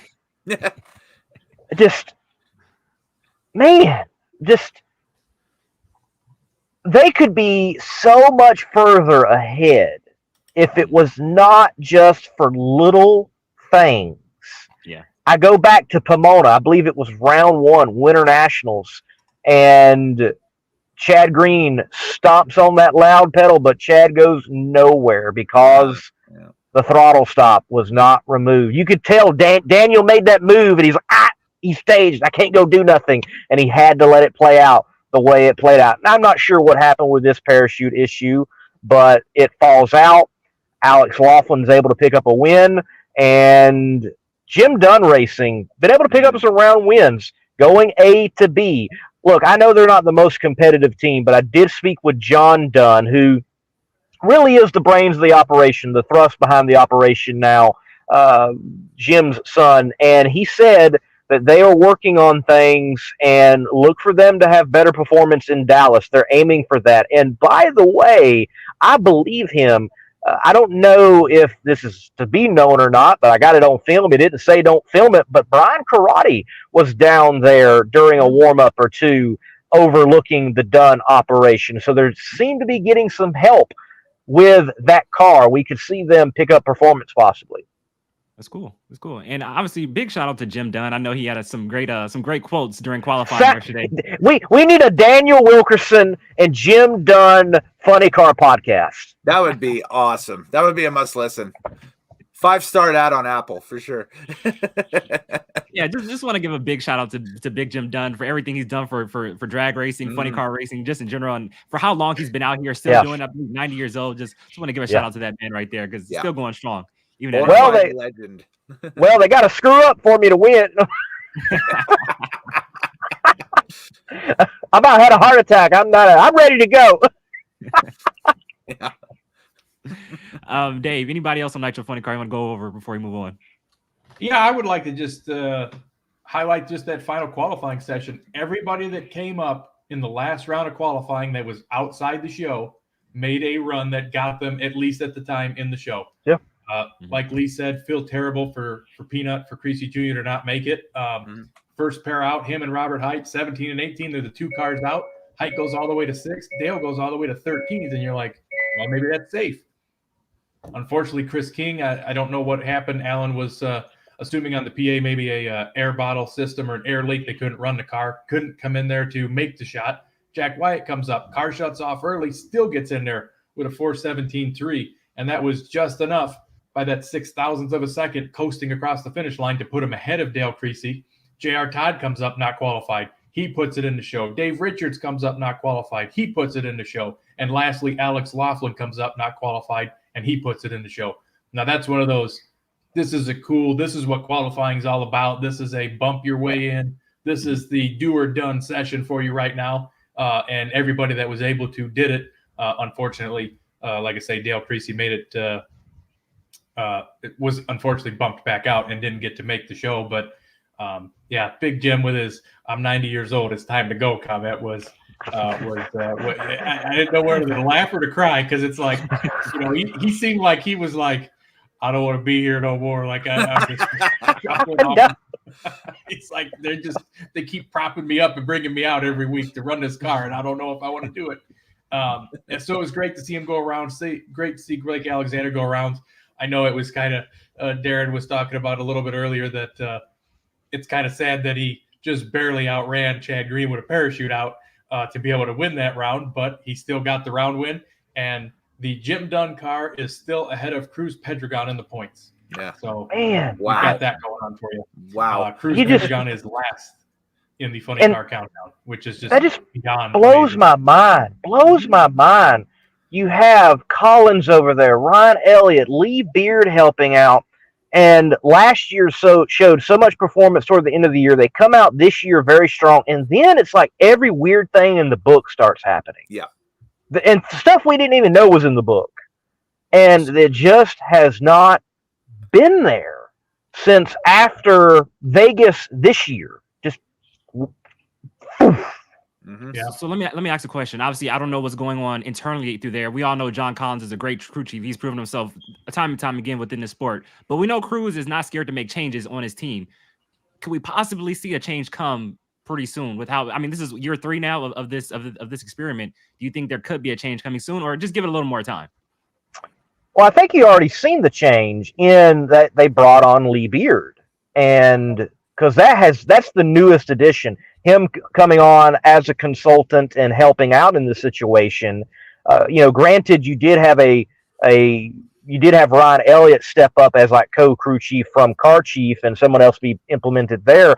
I think they just had some weird things beyond really turning the knobs. Like they had the parachute fall out at Pomona. You had the weird steering issue at Bristol. I think it's been those sort of things that you almost can't even factor in. And they've just had weird drag racing scenarios happen. Granted, they realize where they're at. I walked by John, said, John, how's it going? Hey. I'm like, hey, you ready? This is before Q1. I was like, hey, you ready to go low ET? He's like, man, I just want ET. So, yeah, they get where they're at right now. And I'm sure they are frustrated. Granted, I noticed some of the guys, they were laughing and cutting up, so they might not be that heavy right now, and they might already be working towards 2024 for all we know. I think at this point they really must be, but that change already happened. Will we see something in the off season? I don't think that behooves Cruz. I think it is better to keep the status quo, honestly. And I know you may say, well, that's the definition of insanity, to keep what you've got and expect something different but get the same results. But I think he will get different results. I think they just need to get through whatever this season is. Yeah. And then final thing on Nitro Funny Car, and it hates me to ask this question, but obviously, John has won a race every year since 2010. So that's 12 consecutive years now as we go down to 2023. Before that, it was 1987 when he broke that streak. So 2009, he actually broke that streak. But before that, he had won a race every year since 1987. Yeah. Does John Force go winless here in 2023? Man. 3 races left. Ooh. John goes winless. We are going to Dallas next, and he has had a lot of success at Dallas in the past. So He had a major blow up there last year. Mm-hmm. So all the JFR eggs are in Robert Height's basket right now. I don't think that John's in test mode. Yeah. John's in. Let's see what the track's going to do for Robert's setup, and I don't think that he's going to be, unless it comes down to the Pomona finals, and it's just one of those wacky, can't believe that happened race days, and he picks one up. I don't see that he wins one at the last three. The fan in me says yes, but the analyst in me says no way. So there you go. There you go. Yeah. I got a question for you. What do you say, Darren? Oh, John Force wins out, man. He wins the last three. wins the championship. Wins the championship. Yeah, that's how it's gonna go. Wins out. Wins the last Hey, look, it's John Force. You never know. You can't. It is John Force. It could happen. You never know. Maybe he calls Austin and Bernie up on the phone, and they show up for the final 3 races. I don't know. Hey, I'll take that. You know. So Clay Milliken is 8th in points in top fuel. He's 152 behind, right? Mm-hmm. We already went over that part. Yeah. Does he have a chance for the championship?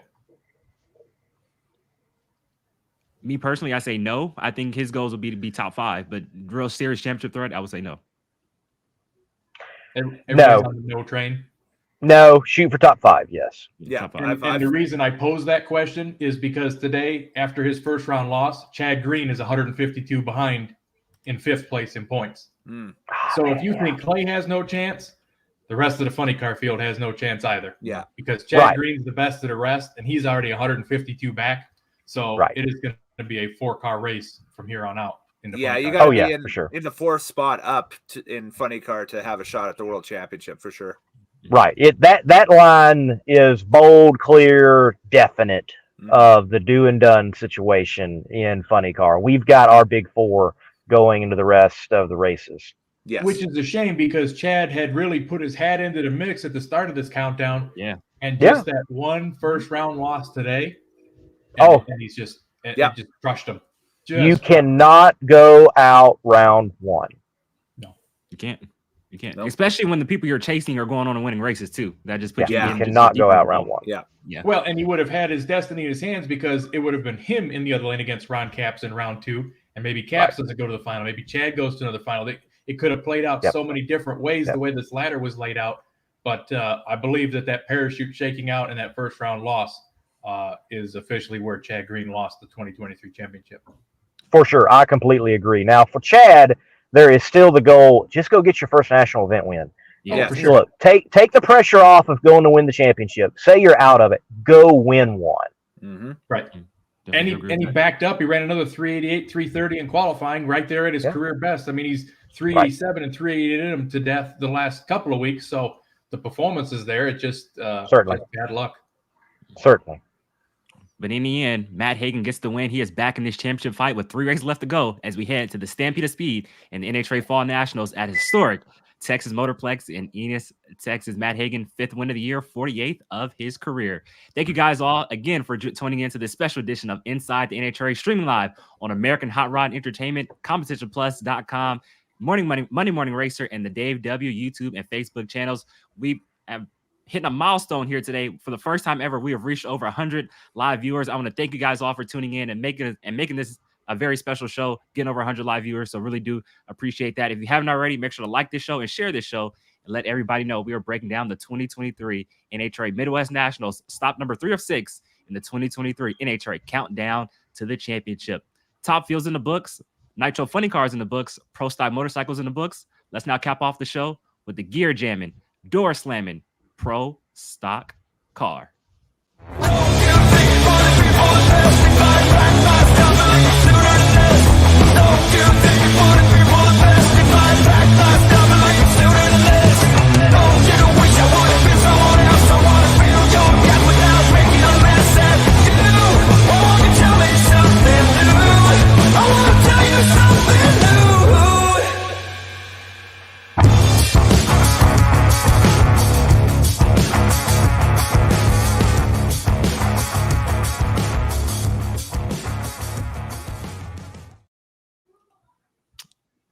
Go for it, Dave. back-to-back wins, Greg Anderson, and takes out Erica Enders on the way into semifinals. Comes up with an awesome performance today, puts himself right back in the championship picture, and kind of like we've talked about in the other categories where the potential outcome or the potential problem might be would be in qualifying, because Erica has been sitting on the pole, number one qualifier, low ET, picking up qualifying bonus points. So even with the win, Greg closes the second right behind Erica, and he's 25 behind, but the difference that she picked up in qualifying is going to be huge going through the last 3 races. They really need to get that car to qualify better, and they need to start picking up session points, because that elite team has been crushing them in that department, and you might get to a situation where you run out of rounds to make up that gap. But awesome win for Greg Anderson, back-to-back, like we mentioned, for the first time since 2019 on the Western Swing, and just extending the number of wins in a professional category, in pro stock, for the win leading position, and closing in on Dan Fletcher in the overall wins leading list in general, just of all of NHRA for that point. What did he say in one of his interviews? He said, "We're not outperforming people, but we're out racing people," and that's what he's doing right now. Greg Anderson, 103rd win of his illustrious career. I got to ask you guys seriously, and let's start with you, Kellen. With the season that Greg Anderson had for pretty much much of the year, going winless. His last one on tour was the Pomona World Finals last season. Went almost 10 months without winning. Yeah, and now he's back in championship contention with 3 races left to go. Excuse me. Did you think Greg would be here this late in the season? No, but the countdown does that. The countdown brings out, again, it's that, the playoffs, clutch players show up at clutch time scenario, right? And I think that they've always had the want to over there. I think that they have obviously found something with Greg and the car and that stuff going into the countdown, and they're just reaping the rewards with it right now. But no, I thought the focus was going to be on the other OG KB Titan car with Dallas Glenn going into the countdown, because it looked like Dallas was going to be the lead horse out of that stable going into or I should say post Indianapolis. But it's certainly refreshing, and it's certainly a lot more fun having Greg in a position where he could be, it could be poised to stack up yet another world championship against, elite with Erica, who's obviously going for a world championship as well. And, the rest of the pack behind him, and Matt Hartford as well, even though Matt kind of stumbled today too. But it makes for a better, it makes for a better countdown when Greg is competitive and winning races. It's just plain and simple. Here's the thing, though. So like I asked Lee earlier, I was like, for much of the season, a lot of the talk was Matt Hartford, Troy Coughlin Jr., Dallas Glenn, Derek Kramer. And Greg and Erica weren't having terrible seasons, but they weren't, at the top, the upper echelon of drivers here in 2023. Well, here's the thing. They're 1-2 in the points now. They're both 5-time world champions. I'm pretty sure Erica doesn't want Greg to say that he's a 6-time champion over her. Greg doesn't want Erica to say that she's a 6-time champion over him. This is about to be pretty intense the last 3 races of the season, I would say, going into the Texas Motorplex in just a few weeks. So, Dave, let's kick it off, man. Want to break down the highlights of Greg's day? Yeah, let's go for it. Let's do it. First round lines up against Jerry Tucker. Greg leaves first. 030 light goes down. Jerry Tucker shakes the tires, gets out of the groove. 654.3, 210.21. First round win of the day. Sets him up in the second round up against Derek Kramer, who beat Kyle Koretsky, whose car was unable to start. Greg, again, first off the line, 025 to Derek's 032 reaction time. Goes even quicker, 653.7, takes out Derek Kramer's 656.6 at 208 by 0.03 of a second, almost 4. Moving on to the semifinal round matchup with Erica Enders, who again leaves second against Greg. 002 to her 019 on the tree.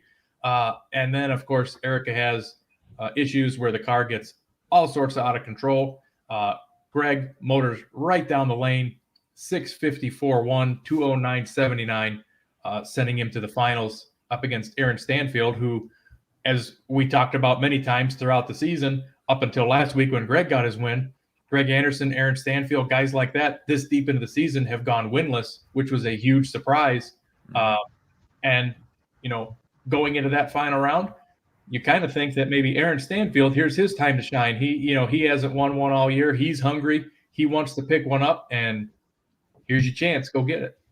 And I tell you what, when Greg muffed the burnout in that final round, I'm like, oh crap, here we go. I was like, here we go.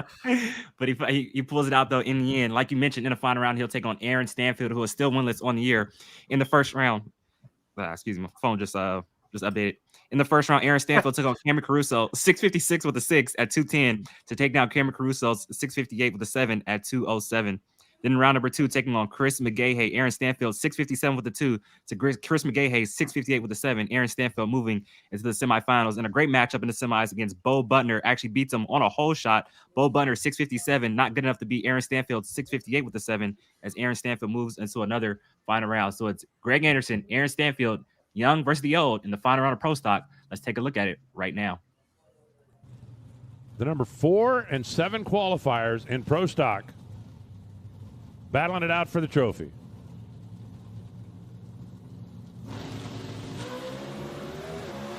Seven thou is the difference in reaction time. And down the stripe they go. Greg Anderson for the 103rd time, 6.552, 209 miles an hour. Aaron Stanfield, 6.567 at 209 miles an hour. And Greg Anderson gets the win. Well, Greg Anderson's about to lift that Wally for the 103rd time in his illustrious career. Greg, you said you need to step up. You had the car, but there's some anxious moments there. It looks like you had some trouble with the burnout. Yeah, I had some trouble. I screwed it up, Bruno. I'm off the burnout, and I thought, you know what?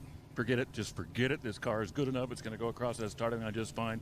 And it did. It was just fine. And we got us another Wally. It's been a hell of a 2 weeks, Bruno. So thank you to everybody. Thank you to this great, great race team. I told you we're out racing everybody right now. Might not be outrunning them, but we're out racing them. So Hendrick guys, thank you so much. Summit, Chevrolet, Race Star Wheels, everybody that helps us, thank you so much. We are back in this fight. It's going to be a hell of a run. Congratulations. Thank you very much.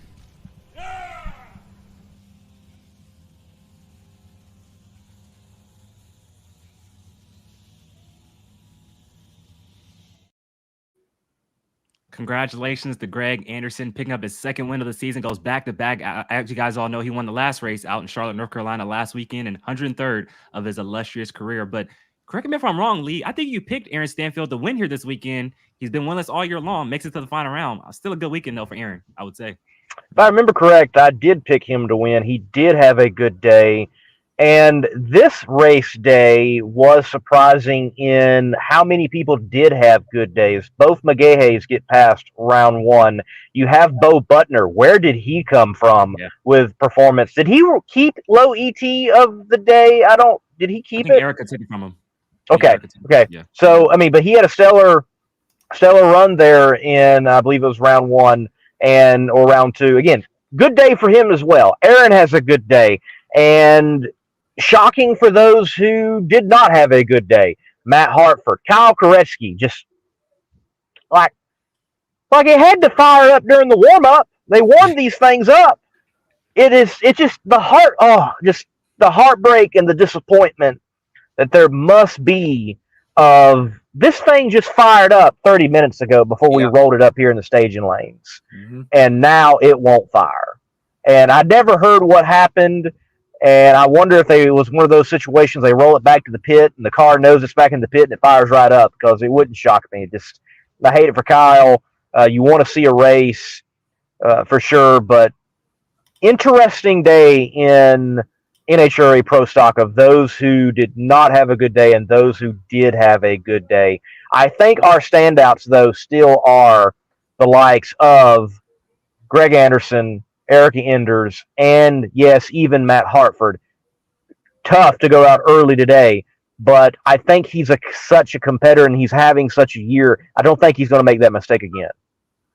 And before we move on to Matt Hartford and his day, let's talk about Dallas Glenn, because it's been a been it's been feast or famine basically for Dallas Glenn in this countdown. You kick off, obviously come into the countdown with the points lead. You go out first round at Reading. You make it to the final round at Charlotte, but then you go out first round again here this weekend in St. Louis. Just your overall thoughts of Dallas Glenn so far, Kellen, and a pretty rough start to the countdown for him. Yeah, definitely not the start that we had forecasted for him, the way the regular season wrapped up and how dominant he was during that stretch. It's just the drag racing is a very what have you done for me lately type sport. It's a very fickle sport, huh? Yeah, it is. It is. And it's just it's something where, okay, much like what we had discussed with Top Fuel with Brittany Force, now he's in a situation where that team going to Dallas needs to show something.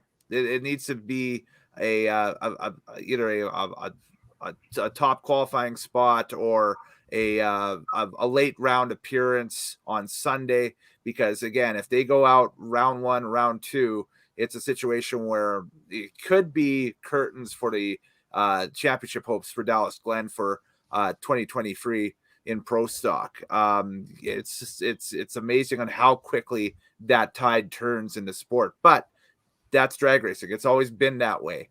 We can go back and we can rag on point standings going all the way even back in the late 80s and 90s when guys like Glidden and Alderman were dominant, and see what happened with a lot of their rivals where we'd figure that somebody would have a points advantage for most of the year, and then at the end of the year, it ends up being what it is. So I think that's just the victim of circumstance right now is Dallas Glenn, and I'm hoping that they can turn it around just because Dan Provost and the rest of the guys at Rad Torque Systems really have high hopes with Dallas, and it would be great to see them walk out with the championship at the end of the year. It's just right now they're not getting the race luck on race day that they need to advance rounds and get the much needed victories.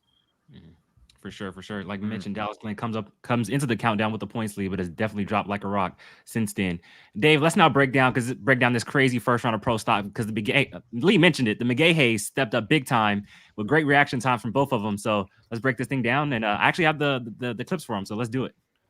Yeah, perfect. So one of the biggest shocks, Chris McGahey and Matt Hartford. Chris McGahey comes up here with a 006 reaction time, and Matt Hartford has an uncharacteristically slow 089 reaction time. And, like we always talk about, you can't give up 0.08 of a second on the starting line. Chris McGahey's 6:57 outruns or holds off Matt Hartford's 6:53 with a 3.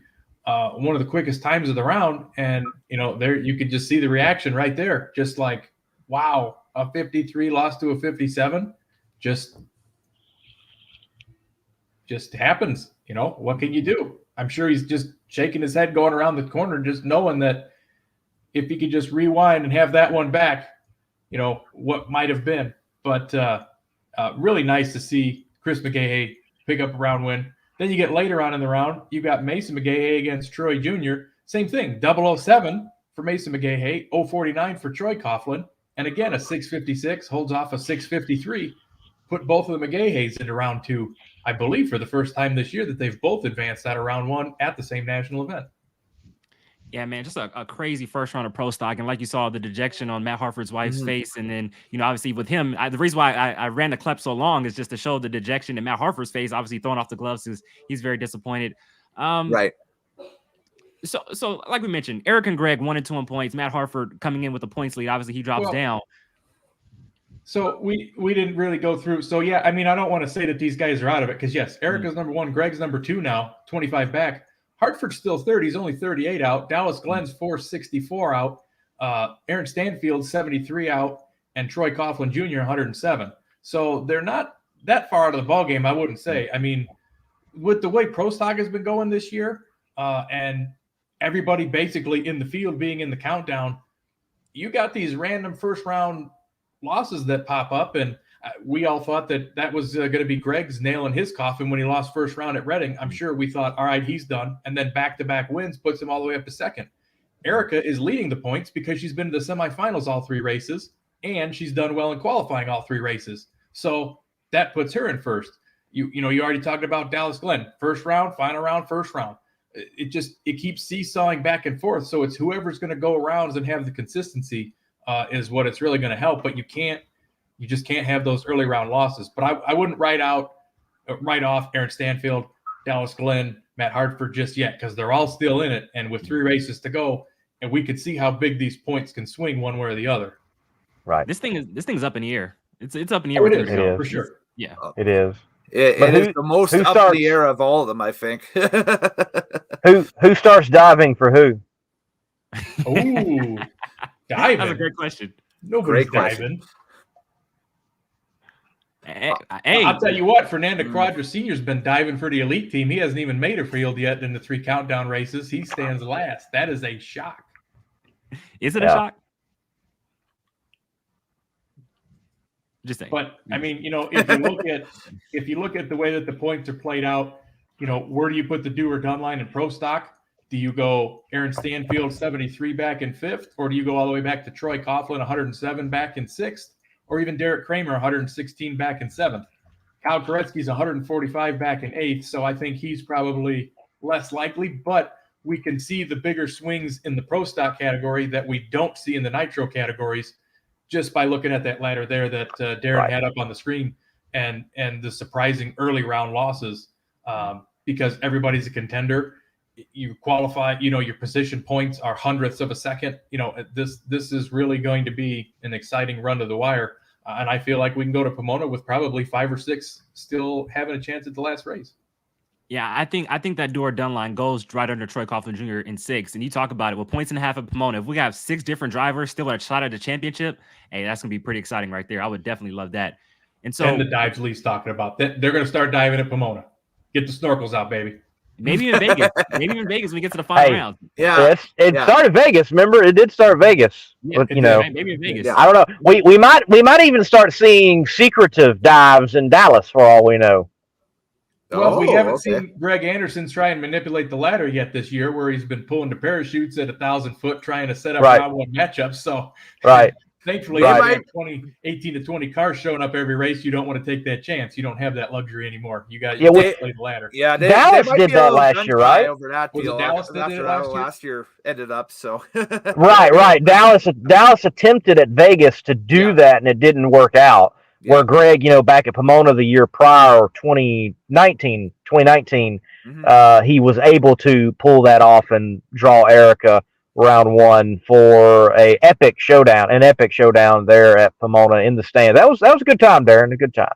That was a good time. That was the day we met, man. I would never forget that. 300 feet, man. That's the number. 300 feet. No. Yeah. Where John Force gonna smoke the tires, Darren? 300 feet. 300 feet, baby. Hey, Dave, is that time of the show, man? High performer of the race. Who is the high performer of the race for the 2023 NHRA Midwest Nationals from Worldwide Technology Raceway, man? Well, that's got to be the Chevrolet high performer of the race. Greg Anderson, back-to-back 103rd career win, moves himself right back into the points picture, 25 behind arch rival and nemesis Erica Enders.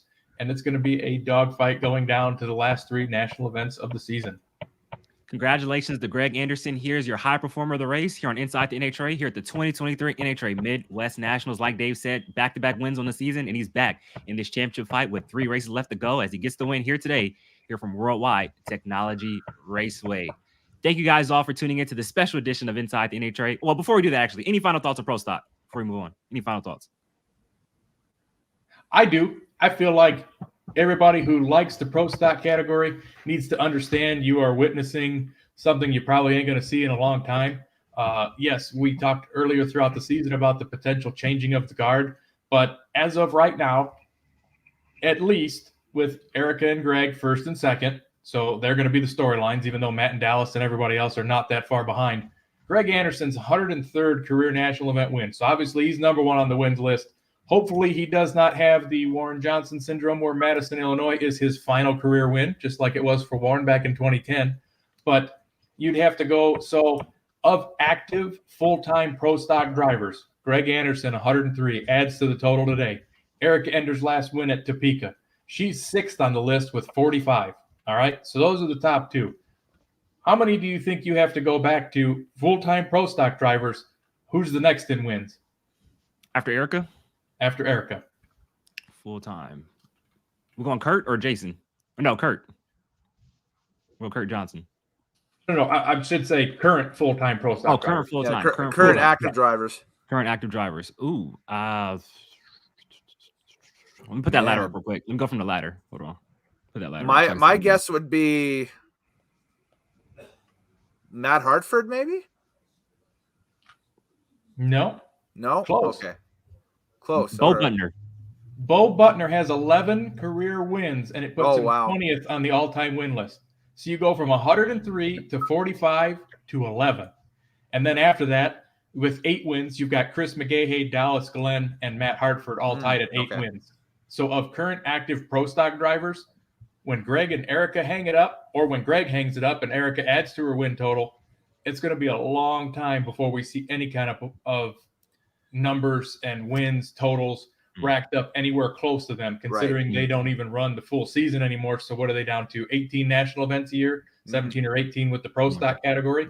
That's at least 5 seasons before you see any kind of real movement there, anywhere into the top 5 for that matter. Once Erica stops winning, of course, she's going to likely break into the top 5 before her career is over with. But a lot of guys down at the bottom that are just starting their career, you're really witnessing history. You're witnessing the top 2 current active winningest pro stock drivers in the category who have gone head to head. I believe that'll be 3 out of the last 5 or 6 races now with each other.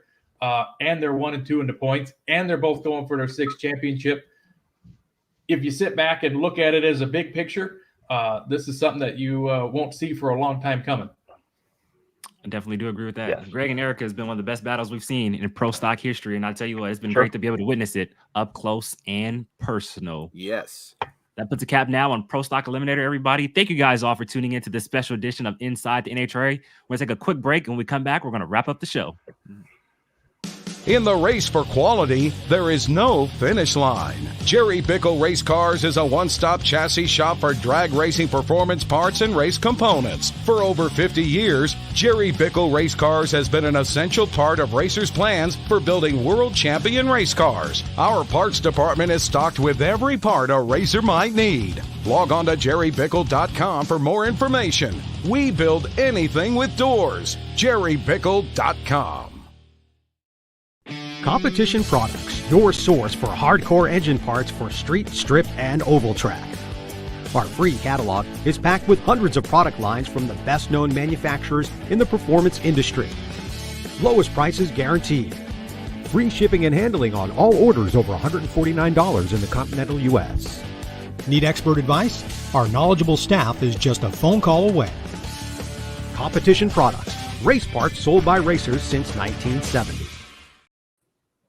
Welcome back to Inside the NHRA. Darren Williams Jr., along with Dave W., Lee Craft, the Monday Morning Racer, and Kellen Nitro of Nitro Maniacs TV Drag Files. And so, what a great race we saw here this weekend from Worldwide Technology Raceway. Stop 3 of 6 in the NHRA countdown to the championship. Any final thoughts, guys, before we get out of here?